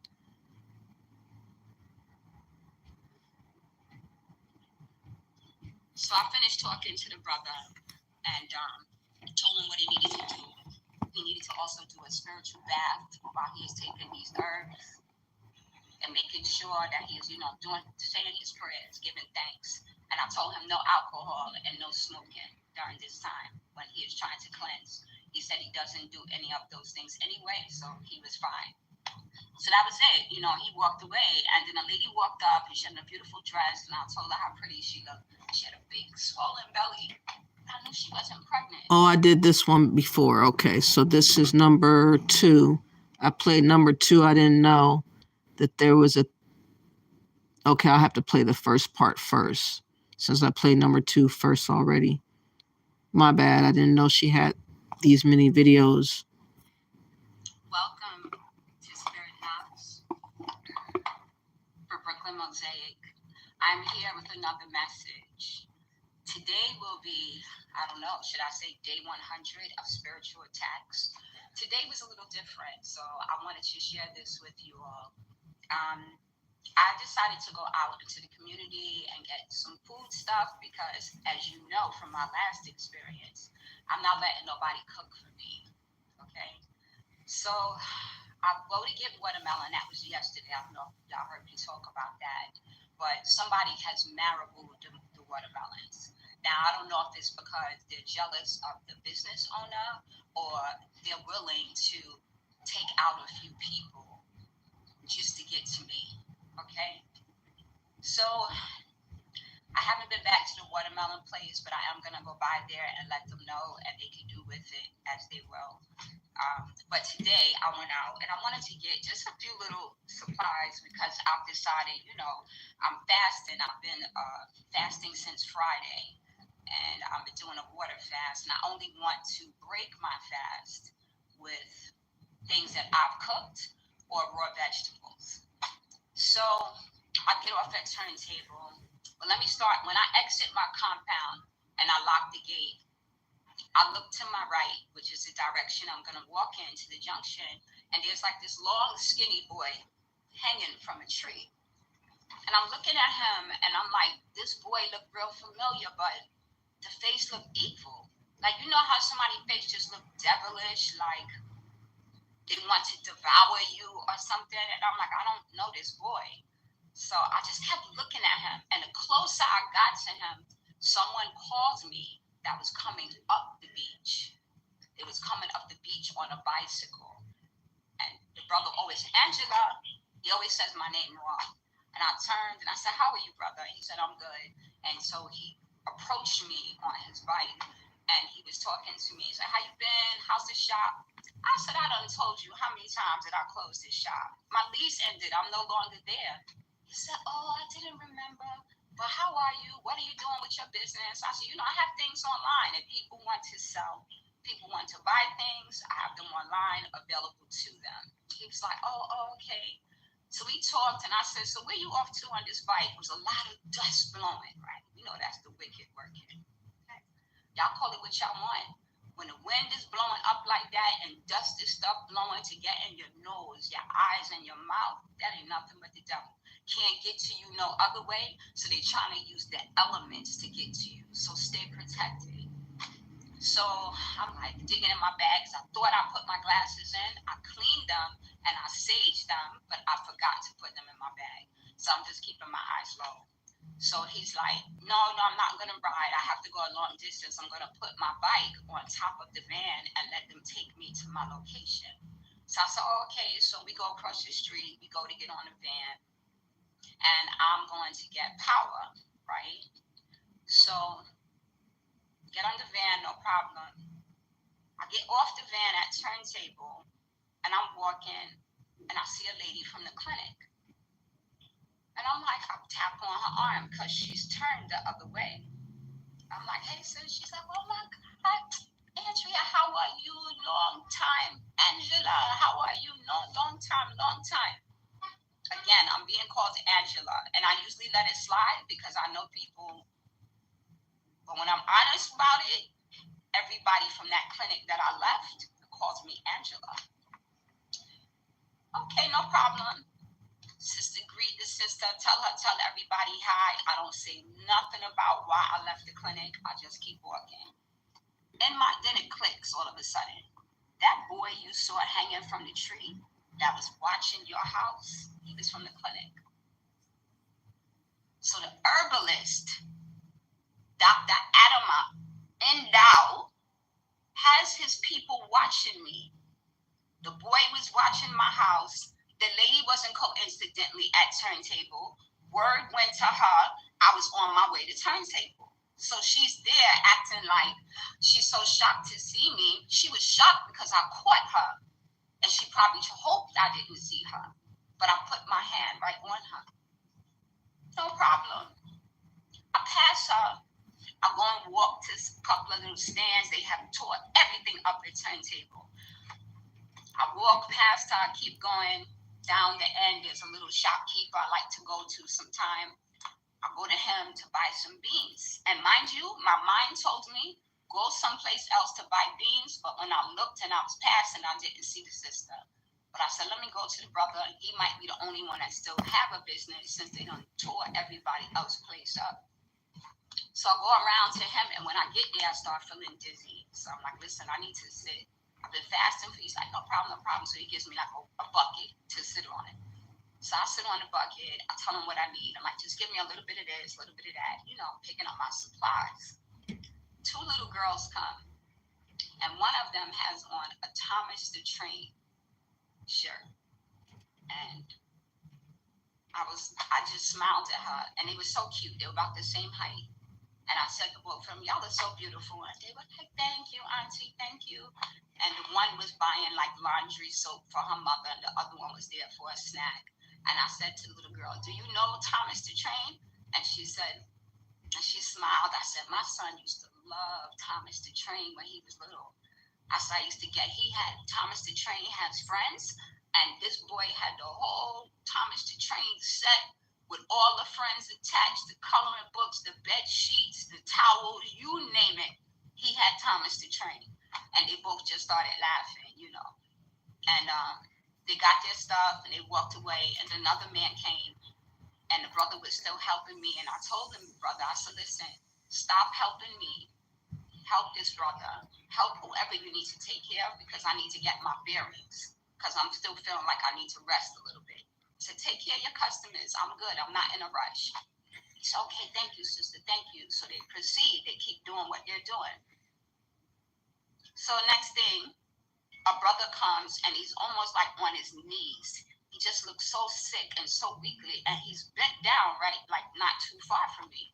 So I say to the brother, I said, are you okay? He said, nah, I'm sick. I said, I see it. You look very sick. So I get up. And I tell him to sit. He's like, no, auntie, no. I said, no, you need to sit down because I need to look at you and I can't see you from this level. I need you to look up at the sky. So when he looked up, I looked in his eyes and I told him what I saw. And everything I saw was what he said he was having problems with in his eyes. And a lot of it had to do with his back and his organs. So I explained to him what was going on. And then something was like, of course, show me your hands. And when he opened his hands, what do I see?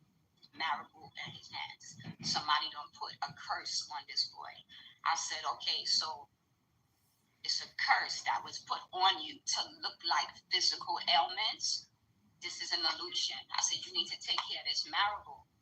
So I told him what herbs he needs to get. The herb just comes to my mind like this is what he needs. And then it was a tree where we were at. And I said, you know what? It is not a coincidence that you are here with me. And this herbal tree is here. You need to get some of those leaves. Start with that. Boil it. And when you get home, get this herb. And then look and see what other herbs are growing around you. Because the herbs that are growing around you are the herbs that will heal you. He was like, I mean, she just, for someone that's single, she has a full life and full adventures that I don't never have. So she is full of stories. You said, why doesn't she take some of those herbs? She needs to eat some meat and some rice and some gravy and some biscuits, some oil, something. I hope that she's okay. I hope that we can get more answers though with this video because it's kind of, she's kind of spaced out a little bit. Exactly what I was thinking, huh? Pinky Wells says, okay, let's go. okay. Is that it? Oh no, wait a minute. It didn't seem like it was over with. Hold on. That you are here with me. And this Okay, so it was over. some of those leaves. All right, let's get to the next one. The last one I think that I didn't listen to yet. Wait, 1, 2, 3. Welcome. Okay.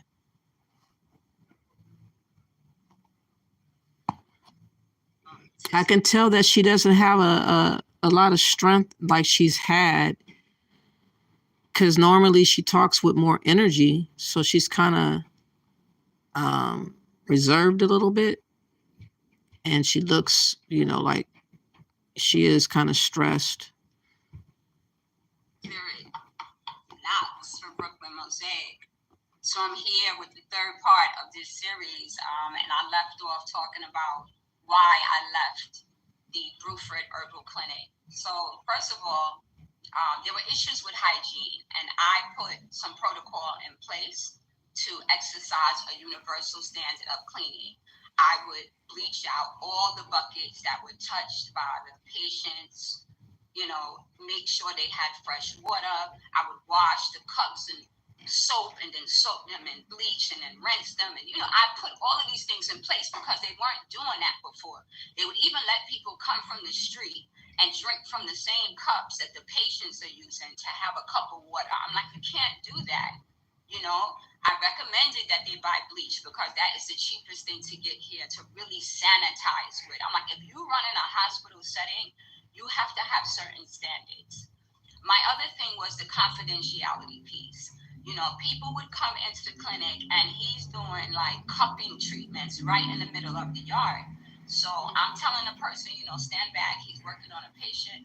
He's letting them come and have a whole conversation while he's working on this, intimate procedure with other people present. I'm like, that's not cool. Like, I'm not used to that. I'm used to when you do things for people in private, nobody should know what service you are providing for them.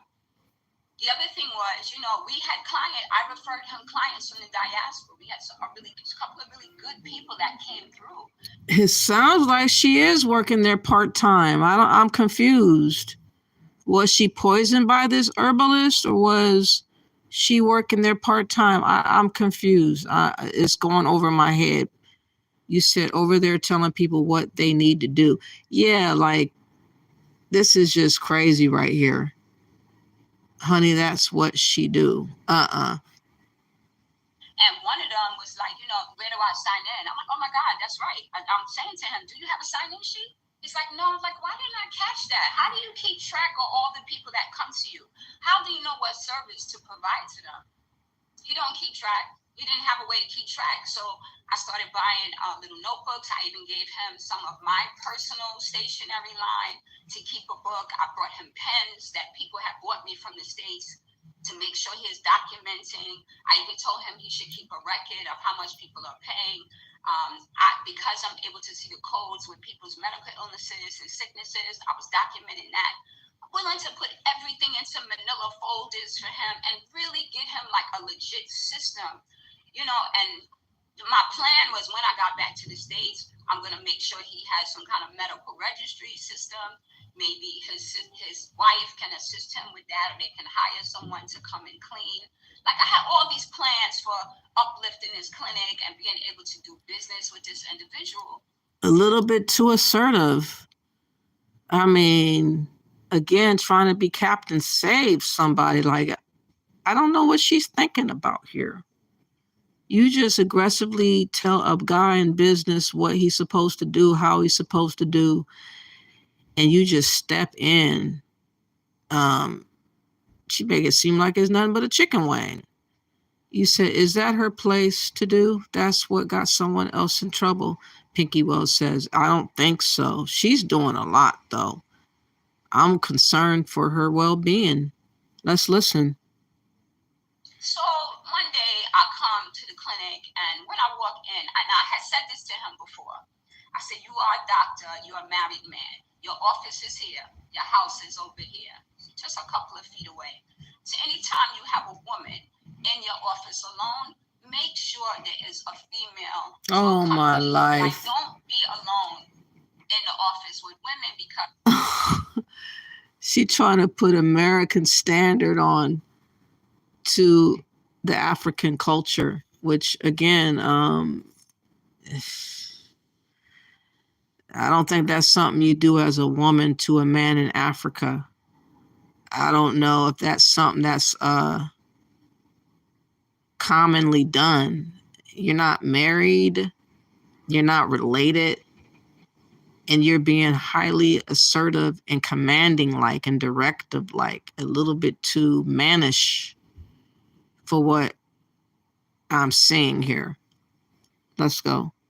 It doesn't look right, okay? You're doing body work, whatever you're doing, you want to make sure other people are present, especially if someone has to take off their dress in any kind of way, or you're working on their back and they have to take off their blouse. This is the way you prevent accusations. He's like, you're right, you're right. Okay, so this one day I happened to come to the clinic. He wasn't really expecting me, I guess. I walked in, I saw this lady. He wasn't really expecting me, I guess. Wow. In the back of the clinic on the floor. And he came out like, with his chest all bold, like, you don't need to go inside. And when I looked to see why I didn't need to go inside, I see the lady on the floor, like adjusting her hair, her wrap. I couldn't see past the desk, but I was like, see, that's what I'm talking about. That I don't even know what was going on, but because I'm empathic, I can tell you what I felt was going on. And it was inappropriate. Okay? I didn't say nothing. I went back into the area where his wife was cooking. I went to her car to pay a meal. And he came in there later and he's like, oh, you still here? I said, yeah, I'm helping this Sarah. Oh, you helping her cook the food? I said, yeah, I'm helping her fix. I think she was making domadad that day. So I helped her make the dish and I learned a different way to make it. And she's an excellent cook, but also part of the shenanigans. Now, I realized that. Then one day I'm sitting in his office. It's lunchtime. His wife brought us a plate of food. We're sitting there eating. I'm sitting in a chair. He's sitting in the middle. The other lady's sitting on the other side. So I'm thinking, why did he choose to sit with the three of us like this instead of him sitting on the other side of the table? That didn't make sense to me, but it's his choice, it's his food, so I'm not arguing. I just felt like we didn't need to be squeezed up like that when there's a table between us. So I'm sitting there, and all of a sudden, I'm feeling like I want to get up, but I can't get up. I'm like, what the fuck? What is this? What is this that I want to get up? Then this feeling flushed over me like jealousy, like he's talking to her. And I said to myself, why would you care if you're talking to her when you don't even like him? I said, oh, they slipping something in the food and the tea. He always so urgent, have a cup of tea, have a cup of tea. First it started with just water and lime. Oh, just have some water and lime every morning. It's good for your system. You're absolutely right. Water and lime is good. But now you switch the tea to some other type of tea. And I'm like, oh, what kind of tea is this? And every morning it's the same kind of tea. Oh, it's good for your system. Who's going to resist the herbal tea? Okay, let me drink this herbal tea. But then the tea ain't working on me because I'm designed that way. So now I'm like, you know what? He's acting a little different and he's a little abrupt when I answer him questions. And when I'm trying to talk to him about herbal remedies and different herbs to use and how it's used and what he's bringing into the clinic, he's not answering my questions. It's like he don't want to tell me what he's working on or what the herbs are. And I'm like, now I'm here to learn. I know the herbs from the way I learned them. And I'm still learning them, but God is teaching me. I don't need you. I'm here because we're supposed to be teaching each other. You work with the bark of the tree. I work with the leaves. So let's collaborate. So I'm starting to feel like he's just. Oh my goodness. How is she telling the doctor what to do? This is crazy, isn't it? You just stepped in someone else's business and trying to redirect a man in Africa. That's not going to end well. Acting a little shady. He would come sometime he would be like, Andrea, and on a low, he would hand me like $500 for the week. I'm like, this, thank you. You don't have to do that. I don't come here to get paid. And if I was coming to get paid $500, he wasn't going to do it for the whole week. But I thought that was very sweet. But I can tell you for a fact, I know I brought in this man over 30,000 Dalasi, if not more. What? So for 4 or 5 weeks, 500 Dalasi. One time, 1,000 Dalasi from that big deal, you know. And I just was like, whatever. That's not what I'm here for. This is for the clinic. Like, I am committed to the mission of the clinic, okay? Well, honey, that wasn't enough. Did she join a cult, y'all? What is going on here? Because she tells everyone what to do. What is she doing? Because this man's thing was, I want to control you. I'm going to bind you, whether it be for a wife, for your finances, or for a sacrifice. Another time, I saw a group of men gathered around when I came at the office, and I just kind of looked. I said, oh, these must be the guys from the circumcision thing, because I know they had a big ceremony coming up. So nobody spoke. They just all stared at me as I walked by. And it was a little off-putting. I said bye, and then I went to say bye to his wife, and I left. They had the big circumcision thing. I don't know if y'all saw the pictures that I put up of the circumcision. That's where witches gather? A coven? It sounds like it didn't. She said it was a cold. This is weird. Bruford was packed, it was crowded, it was all these things. Okay. So in this moment, this is when I decided I'm gonna back off. I used to go every day. Every day for like 3 months, I went without a break. I would be there from 8 in the morning to like 4 in the afternoon. I'm having breakfast and lunch with them. I'm cleaning up everything that was used. I'm preparing everything in the morning. After 3 months, I said, you know what? I'm not gonna go as often. I will go less. I need time for me. And I started getting back more into nature.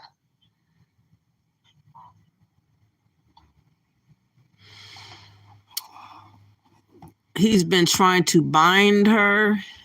He's been deliberately trying to get her, according to her. Allegedly, she may have gotten poisoned, or right now she's okay, I guess. But witches and warlocks, and I'm just like, wow. I don't know, Kiki. I don't even know how to even talk on this right here.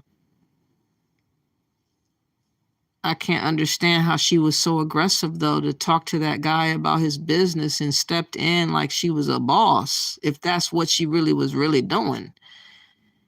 And I'm sure that he didn't like that. I'm sure that their culture does not like that. She needs to be back in America if she could take her butt home. It sounds like she's far gone, though. I don't know what to say. So they try to sacrifice her, though. And she's still just, I'm just going to stick it out and try again. I don't understand. I mean, if she sticks it out and tries again, I don't know what to say. I hope she's okay, though. I hope that she is going to talk more on a video, like, I don't know. Pinky says, I can't believe anything she says is true. Her imagination running wild, and America getting mental health services. Me either. I don't know what to say about this, but like I said, the categories of what is being asked of us is very weird. Going mad, going broke, getting unalived, becoming missing, spend the money, invest. It's going to get more and more critical that, again, we consider Christmas as we should sacrifice Christmas for the betterment of ourselves. And just save and see what's coming, because I think that the message that Go Black to Africa had for us to save is a very wise message for right now. Unfortunately, Anga, Africa has really kind of take the oxygen out of the room with this live. Oh, and again, I'm gonna try my best to figure out about speaking on the passport citizenship. How does that process align with the renunciation of nationality? Again, I hope that it's not what it looks like. I hope that it doesn't cost me to ask a general question about it. I will be trying to make the call, if not tomorrow, Tuesday. So stay tuned. This has been a live. I don't even know what to say. I don't want to miss the fact that I want to stay focused on the agenda that's at hand. And, you know, hopefully people will start sharing the videos more and liking and subscribing. This is not about hate. It's about the fact that we're in a dire straits right now. And, you know, there's a lot of uncertainty and instability going on right now. It could be felt everywhere. And putting the whole weight on Black Americans to have to do something is ridiculous. So that's the message. No one's going to care about us if we don't care about us. I guess if you have the money to burn, if you got it like that, oh well. But I suggest to the bulk of us to please consider what could happen if you missed, you know, spending so much money at the wrong time. What could result behind that? A lot of people come up broke or homeless overnight over nothing. And, you know, Biden is not going to do anything. I think there's a rumor that we're supposed to get another stimulus check. I don't buy it, though. I don't care. $2,000 is not going to do anything for anyone. And that's kind of like a slap in our face with everything going on right now, if that's even the case. But yeah, I heard a rumor that maybe another stimulus check is in the works. So that's going to be interesting. Did you hear about that? If there's going to be another stimulus check? But that's not going to help out enough unless, you know, you could get something right away. It's just going to be harder to get housing, man. But yeah, I'm going to pray for Anga. I hope that she's okay. And I hope that Alexis doesn't take it personal. Alexis Fowler, considering I really didn't know you. And, you know, this is about the truth, exposing things, but preferably early enough to be helpful for the purposes of protecting others in the future for what could befall them. You know, getting to talk about Dynast tourism and stuff, $5,000, some people are saying are cheap. That's not my opinion, though. But for those that feel that it's worth it to take the risk and try to do what he likes and what others are trying to instruct us to do, that's on your, I guess, behalf to decide. But you'll have to hold the weight of that consequence if you get it wrong. And the citizenships, again, I would not recommend people continue to do drive-bys without hearing what is a renunciation of a nationality abroad. I think people should look into that, and I'm going to try. Again, I'm going to try to figure that part out because it has been bothering me. So, in conclusion, thank you all for appearing. I really appreciate it. This was a different type of live. But yeah, it's a lot. Thank you all for appearing. Please like and share the video. Oh, you said, I honestly think she was wronged. And as usual, black males telling everyone she mad because she didn't like her. He didn't like her. Yeah, you're always going to use that. Again, Pinky, she shouldn't have been late. You shouldn't have been late. You have to be on top of things that happen to you to showcase that, you know, it is an actionable situation.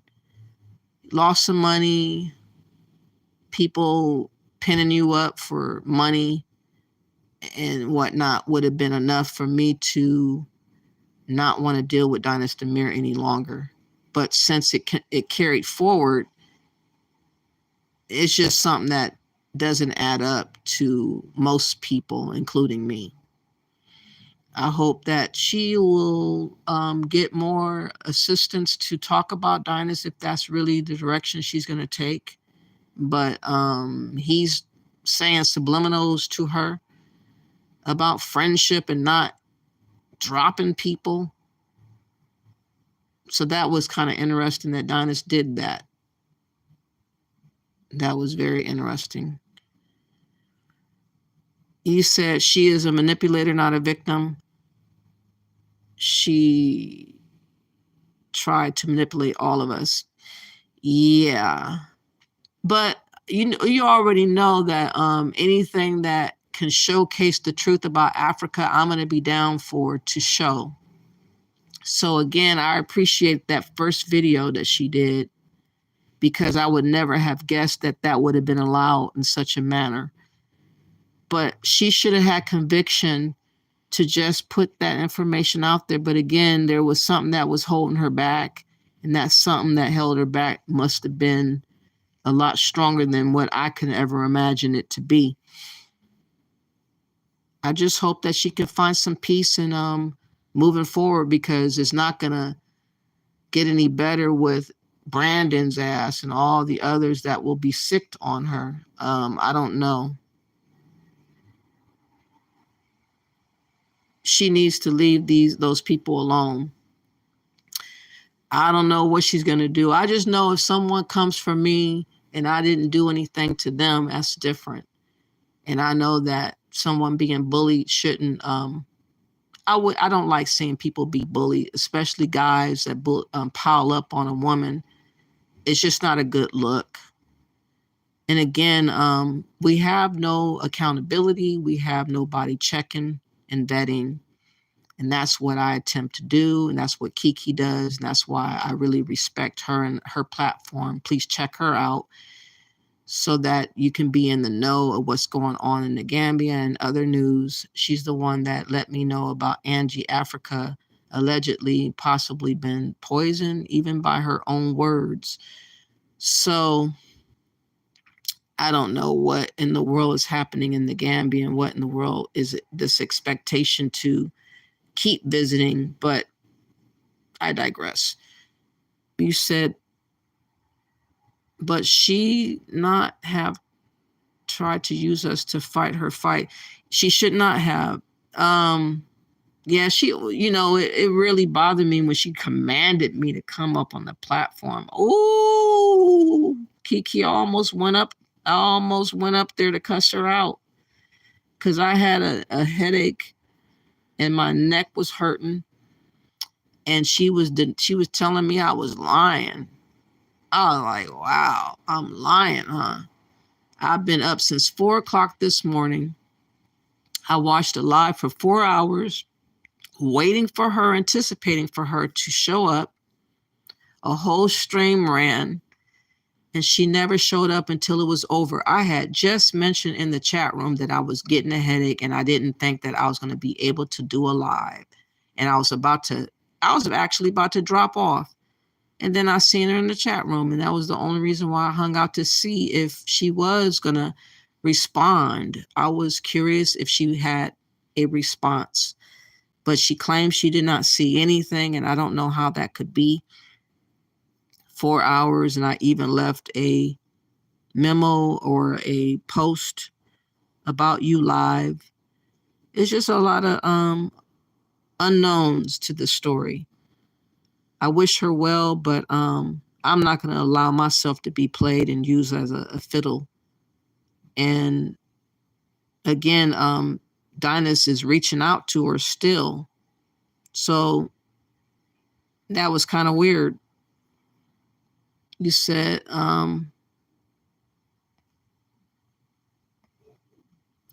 black community accepts black men ganging up on black women. I don't like seeing that. You said she's selfish, she's a self-centered, and the only person that matters to her is her. Yeah, right now, I think that maybe she put others first though before, and people expected that type of attitude. I think that a lot of men expect women to put others first, like mostly everybody first. TJ North says, I thought it was a fake profile at first. Did you? Of who? Oh, you're talking about Alexis? Pinky Wells says, I'm giving her grace. She's young. Yeah. You said, I even seen it, your post. Oh, you did? Okay. Yeah, I made sure to put it on. I mean, I didn't want to. I thought it was fully understood that we were expecting you to go live on the matter. I was highly anticipating it. And Lord have mercy, did you drop a bomb on me? I'm like, no, Kiki, no, don't do me like this. Why, Kiki, why? Oh, you and that damn research.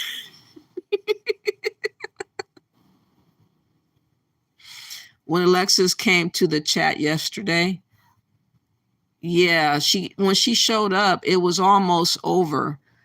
And I was about to drop. I had a headache real bad. And I was about to go because I was done with Kiki. I was mad, but I knew that I was stupid to be mad. I was mad still. I still had a headache. I was like, this stuff is stupid. Me even being mad. But, you know, because I really don't like how Dynast talks down to us. I really don't like how down condescending just this undertone. And now he's trying to be forceful. Hey, you, we gonna do this.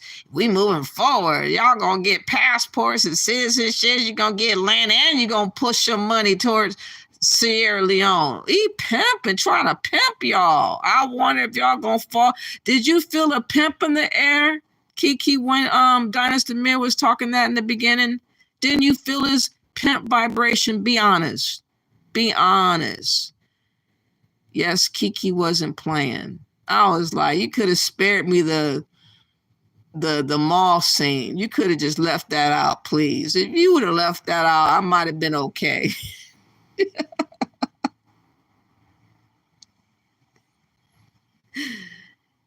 He was, wait. No, she tried to play our community, and that's not cool. Was feeling good. He was feeling good. Who was feeling good? Wait, I missed something. I'm tripping. Oh yeah, he's pimping though. Ain't he? Come on now. Was he pimping or not, Kiki? Ain't he talking as if he's pimping us now? Oh, I done talked to the people and they want investments. Oh, we need to make it worth our while to get these citizenships. Ain't he doing too much? What do you think about that, Kiki, about his forcefulness? He didn't know what I was going to say.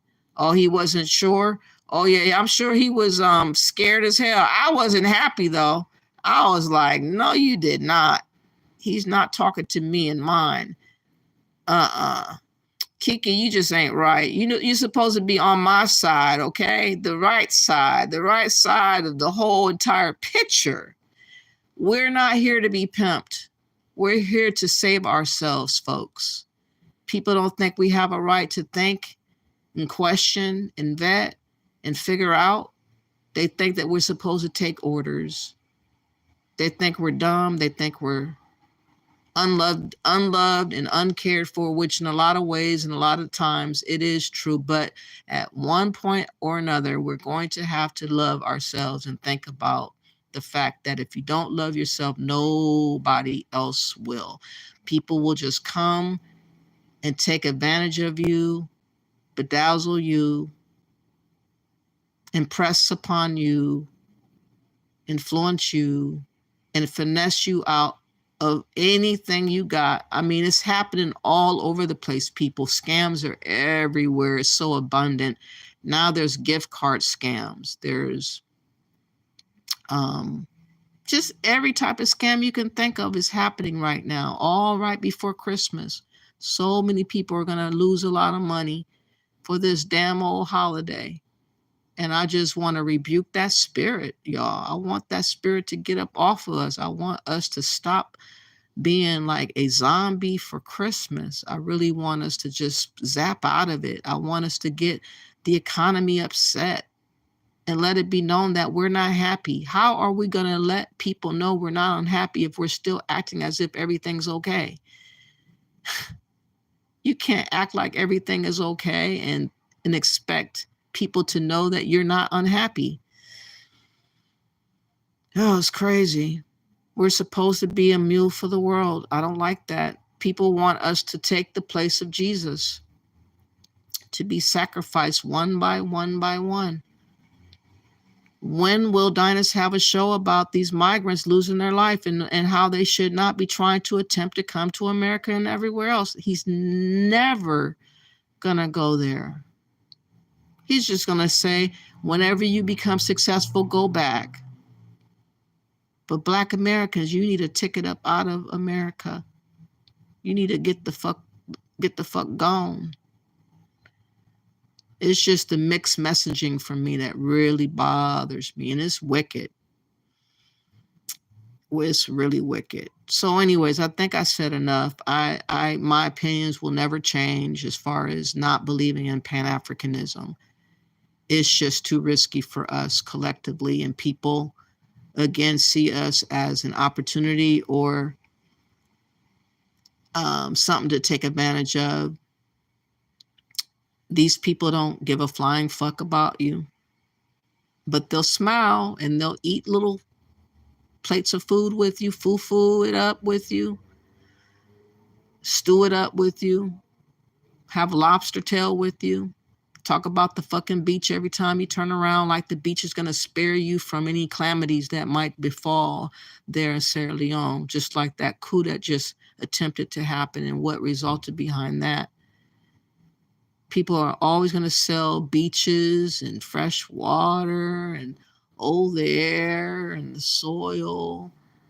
We are so inundated with propaganda, y'all. I can't imagine hearing anyone else really having propaganda really like that, except for hating us, that is.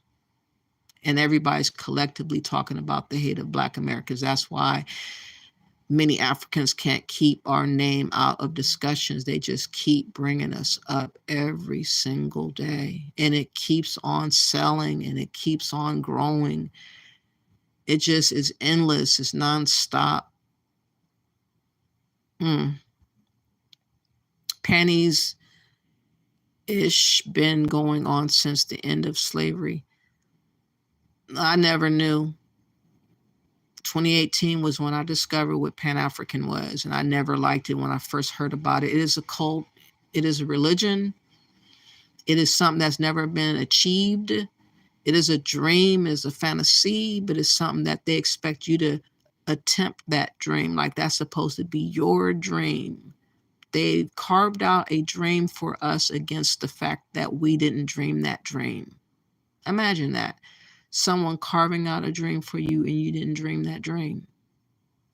And something's wrong with you if you don't dream the dream that they had carved out for you to dream. It's really strange, but I don't believe in what people are trying to sell us. I just don't care about Dynast's so-called princehood. It doesn't do nothing for us. It's just a way and a means to constantly keep coming for us. Just different tactics and different folks. He just let people just continue to speak on his platform. He doesn't even really add input too much. He just lets them run amok with talking crazy about what we need to try and why are we scared and we're all one and we should want to be linked up. And it's just like, get over yourself. You're not even telling other Africans to do that over there. He found his hustle, didn't he? The pimp of the year goes to Dynast. He tries to be a pimp. He found his hustle. But again, like I said, even if he didn't scam this time, he still should have gave up that $400. And I'll still say that, but there's nothing I can do to get it back, especially if she hasn't attempted to try to get it at the bank. And hopefully she would try to get it at the bank first before pursuing anything else. But yeah, the live yesterday was, and I actually watched both lives, and it was a lot. And I actually caught a snippet of Brandon's live. It was a lot. I know that I've had my dramas on YouTube, which a couple of times I got sidetracked to the point where I didn't know what I was doing on YouTube no more. And I swore that I was not going to ever allow myself to go in that direction to where I lose myself and I forget about what I'm supposed to be doing, which is showcasing where we are here today. And just trying to be frank and clear about it as best I can. That's all I can do. This is an information channel. This is not a entertainment channel. This is not a make-believe, dream the dream, Wakanda channel. This is about informing Americans what different things are being told to us for what that is and what that really means to us versus what you're being sold it's supposed to mean to you. That's the bone that I have to pick with you, Kiki. You say that this notion that when you went to Nigeria or you found out you were Nigerian or had partly Nigerian in you, that you loved yourself only if you connected to the earth of Africa. You seem like a confident person in your own right as a person to be an American. I don't really believe that you had a big bump in improvement by going to Africa. I think you would have been okay just being an American.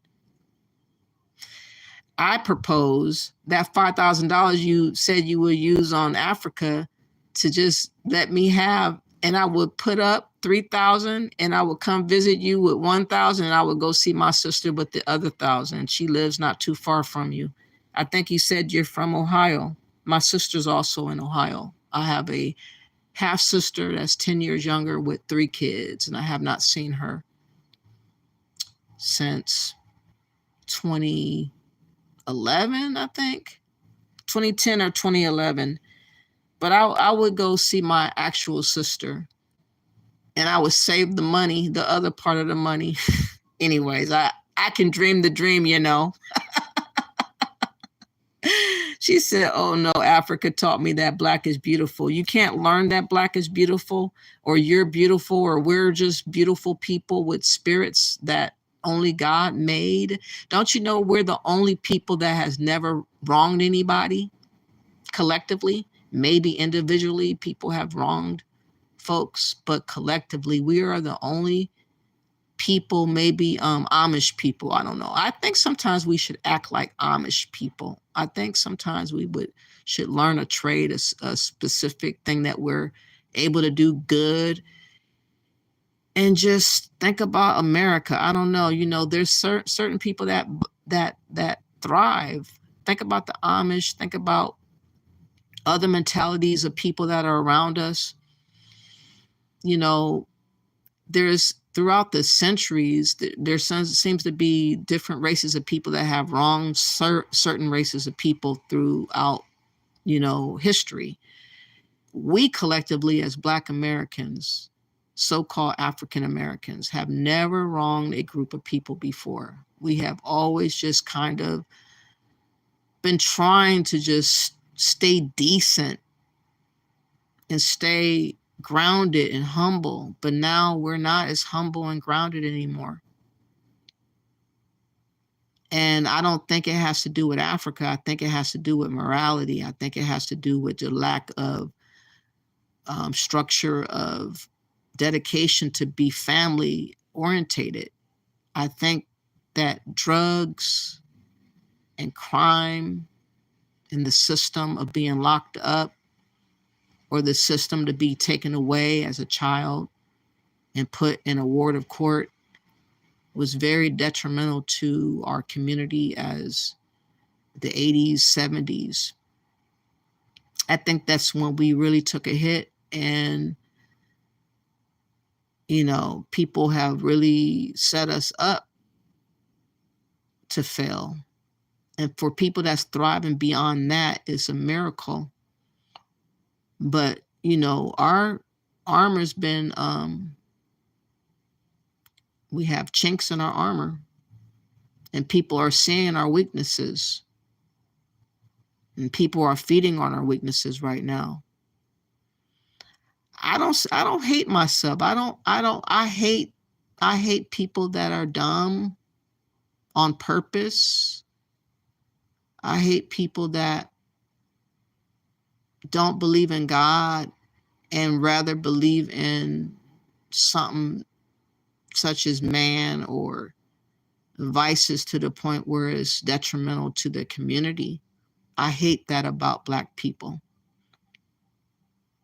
I wish that they would have some more integrity, but we've been taught to think that integrity is weak and that it's boring, and that we should not do that. We should want to pretend to be hustlers and gangsters and pimps.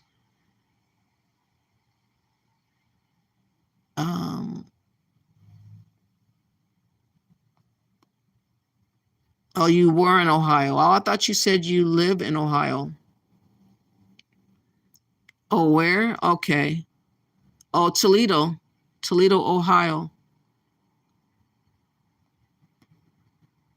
You said, let me win that jackpot tomorrow night for Black. I will send you. Oh, no, you're not sending me to no, Africa. Ohio, I would rather go.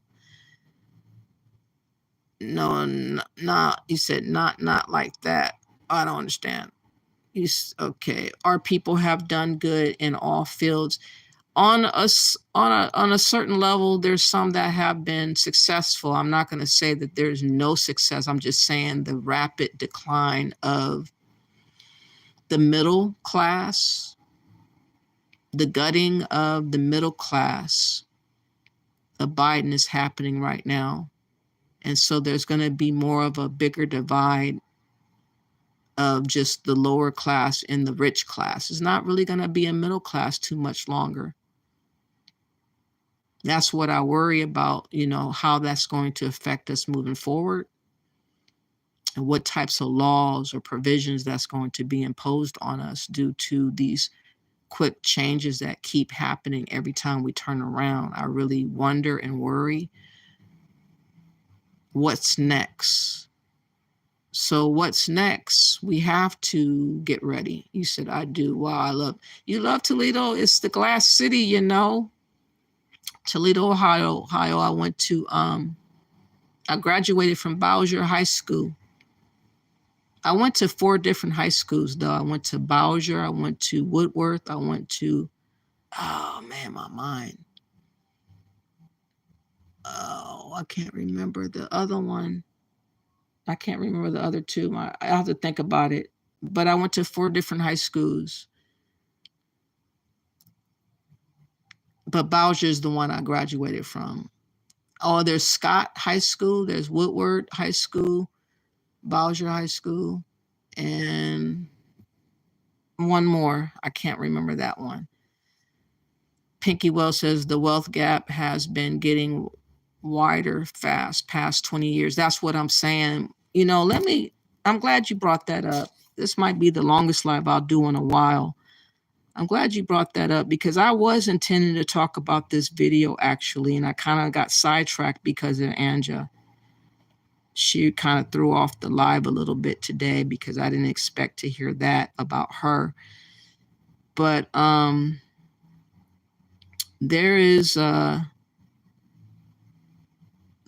there's a lot of homelessness going on with us right now.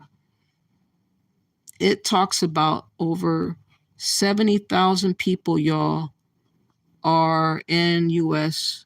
is going homeless in 2023. 70,000, over 70,000 people. Listen to this. This getting the gap is getting a lot bigger.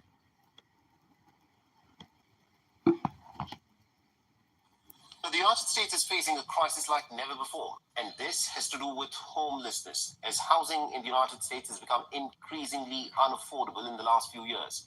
The number of people who are experiencing homelessness is now surged to its highest levels on record this year. According to an annual survey taken by the Department of Housing and Urban Development, the number of unhoused people in the United States has now jumped by nearly about 12% early this year from the year before. And this is a staggering increase of about 70,650 homeless people. The report found that anywhere from 650,000 people were experiencing homelessness nationwide. The report also found that homelessness increased nationwide across all household types. Homelessness also has an outsized impact on communities of color. Asian American population saw the biggest increase in the rate of homelessness between 2022 and 2023 at 40%. The biggest numerical growth in people experiencing homelessness was amongst Latinos. Now, there were 28% more Latinos who were unhoused in 2023 than the year before. And this population has made up nearly about 55% of the total increase in U.S. homelessness. It's interesting when fix-all prices has really changed the game of drug addiction. It's not just. Beyond is now available in your country. Download the app now and get all the... Again, it is it's expanding. We're literally not even all just black folks. It's even hitting white people, Asian people, Mexicans, but primarily you see a lot of black people affected by this. A lot of people living out of their vehicles, out of campers somewhat, or on the streets in tents, if they're lucky. Some don't even have that. Some are just scrambling about daily, trying to see where they can sleep, on trains, on light rails, something to try to stay warm and stay out of the way. It's just really getting bad. And we're being sold that we need to leave as we're being squeezed out on purpose. It's just really, I never could fathom that this would be the thing that's going on. But yeah, that's what I wanted to showcase. Everybody's in trouble economically, but I'm saying something major is going to possibly happen. We keep having things major happen. I don't see why we would think that nothing else could happen majorly. I wouldn't be surprised if COVID came back. I wouldn't be surprised if something new started. I wouldn't be surprised if something. Think about all these people never been vaccinated and they never utter a word about vaccinations and the mandatory this and mandatory that. Nothing. But we had all that drama. We had all that speech talking and you need to do this. People lost their jobs. Some people quit their job on trying to not have to get these vaccinations. And people just come over here and they don't have no barrier. You said more people, less to go around. Close the damn borders, man. Leave America, go someplace worse. Go someplace worse. New pneumonia in states from China. I heard about that. So I've been wearing my mask when I go when it's really busy, just in case.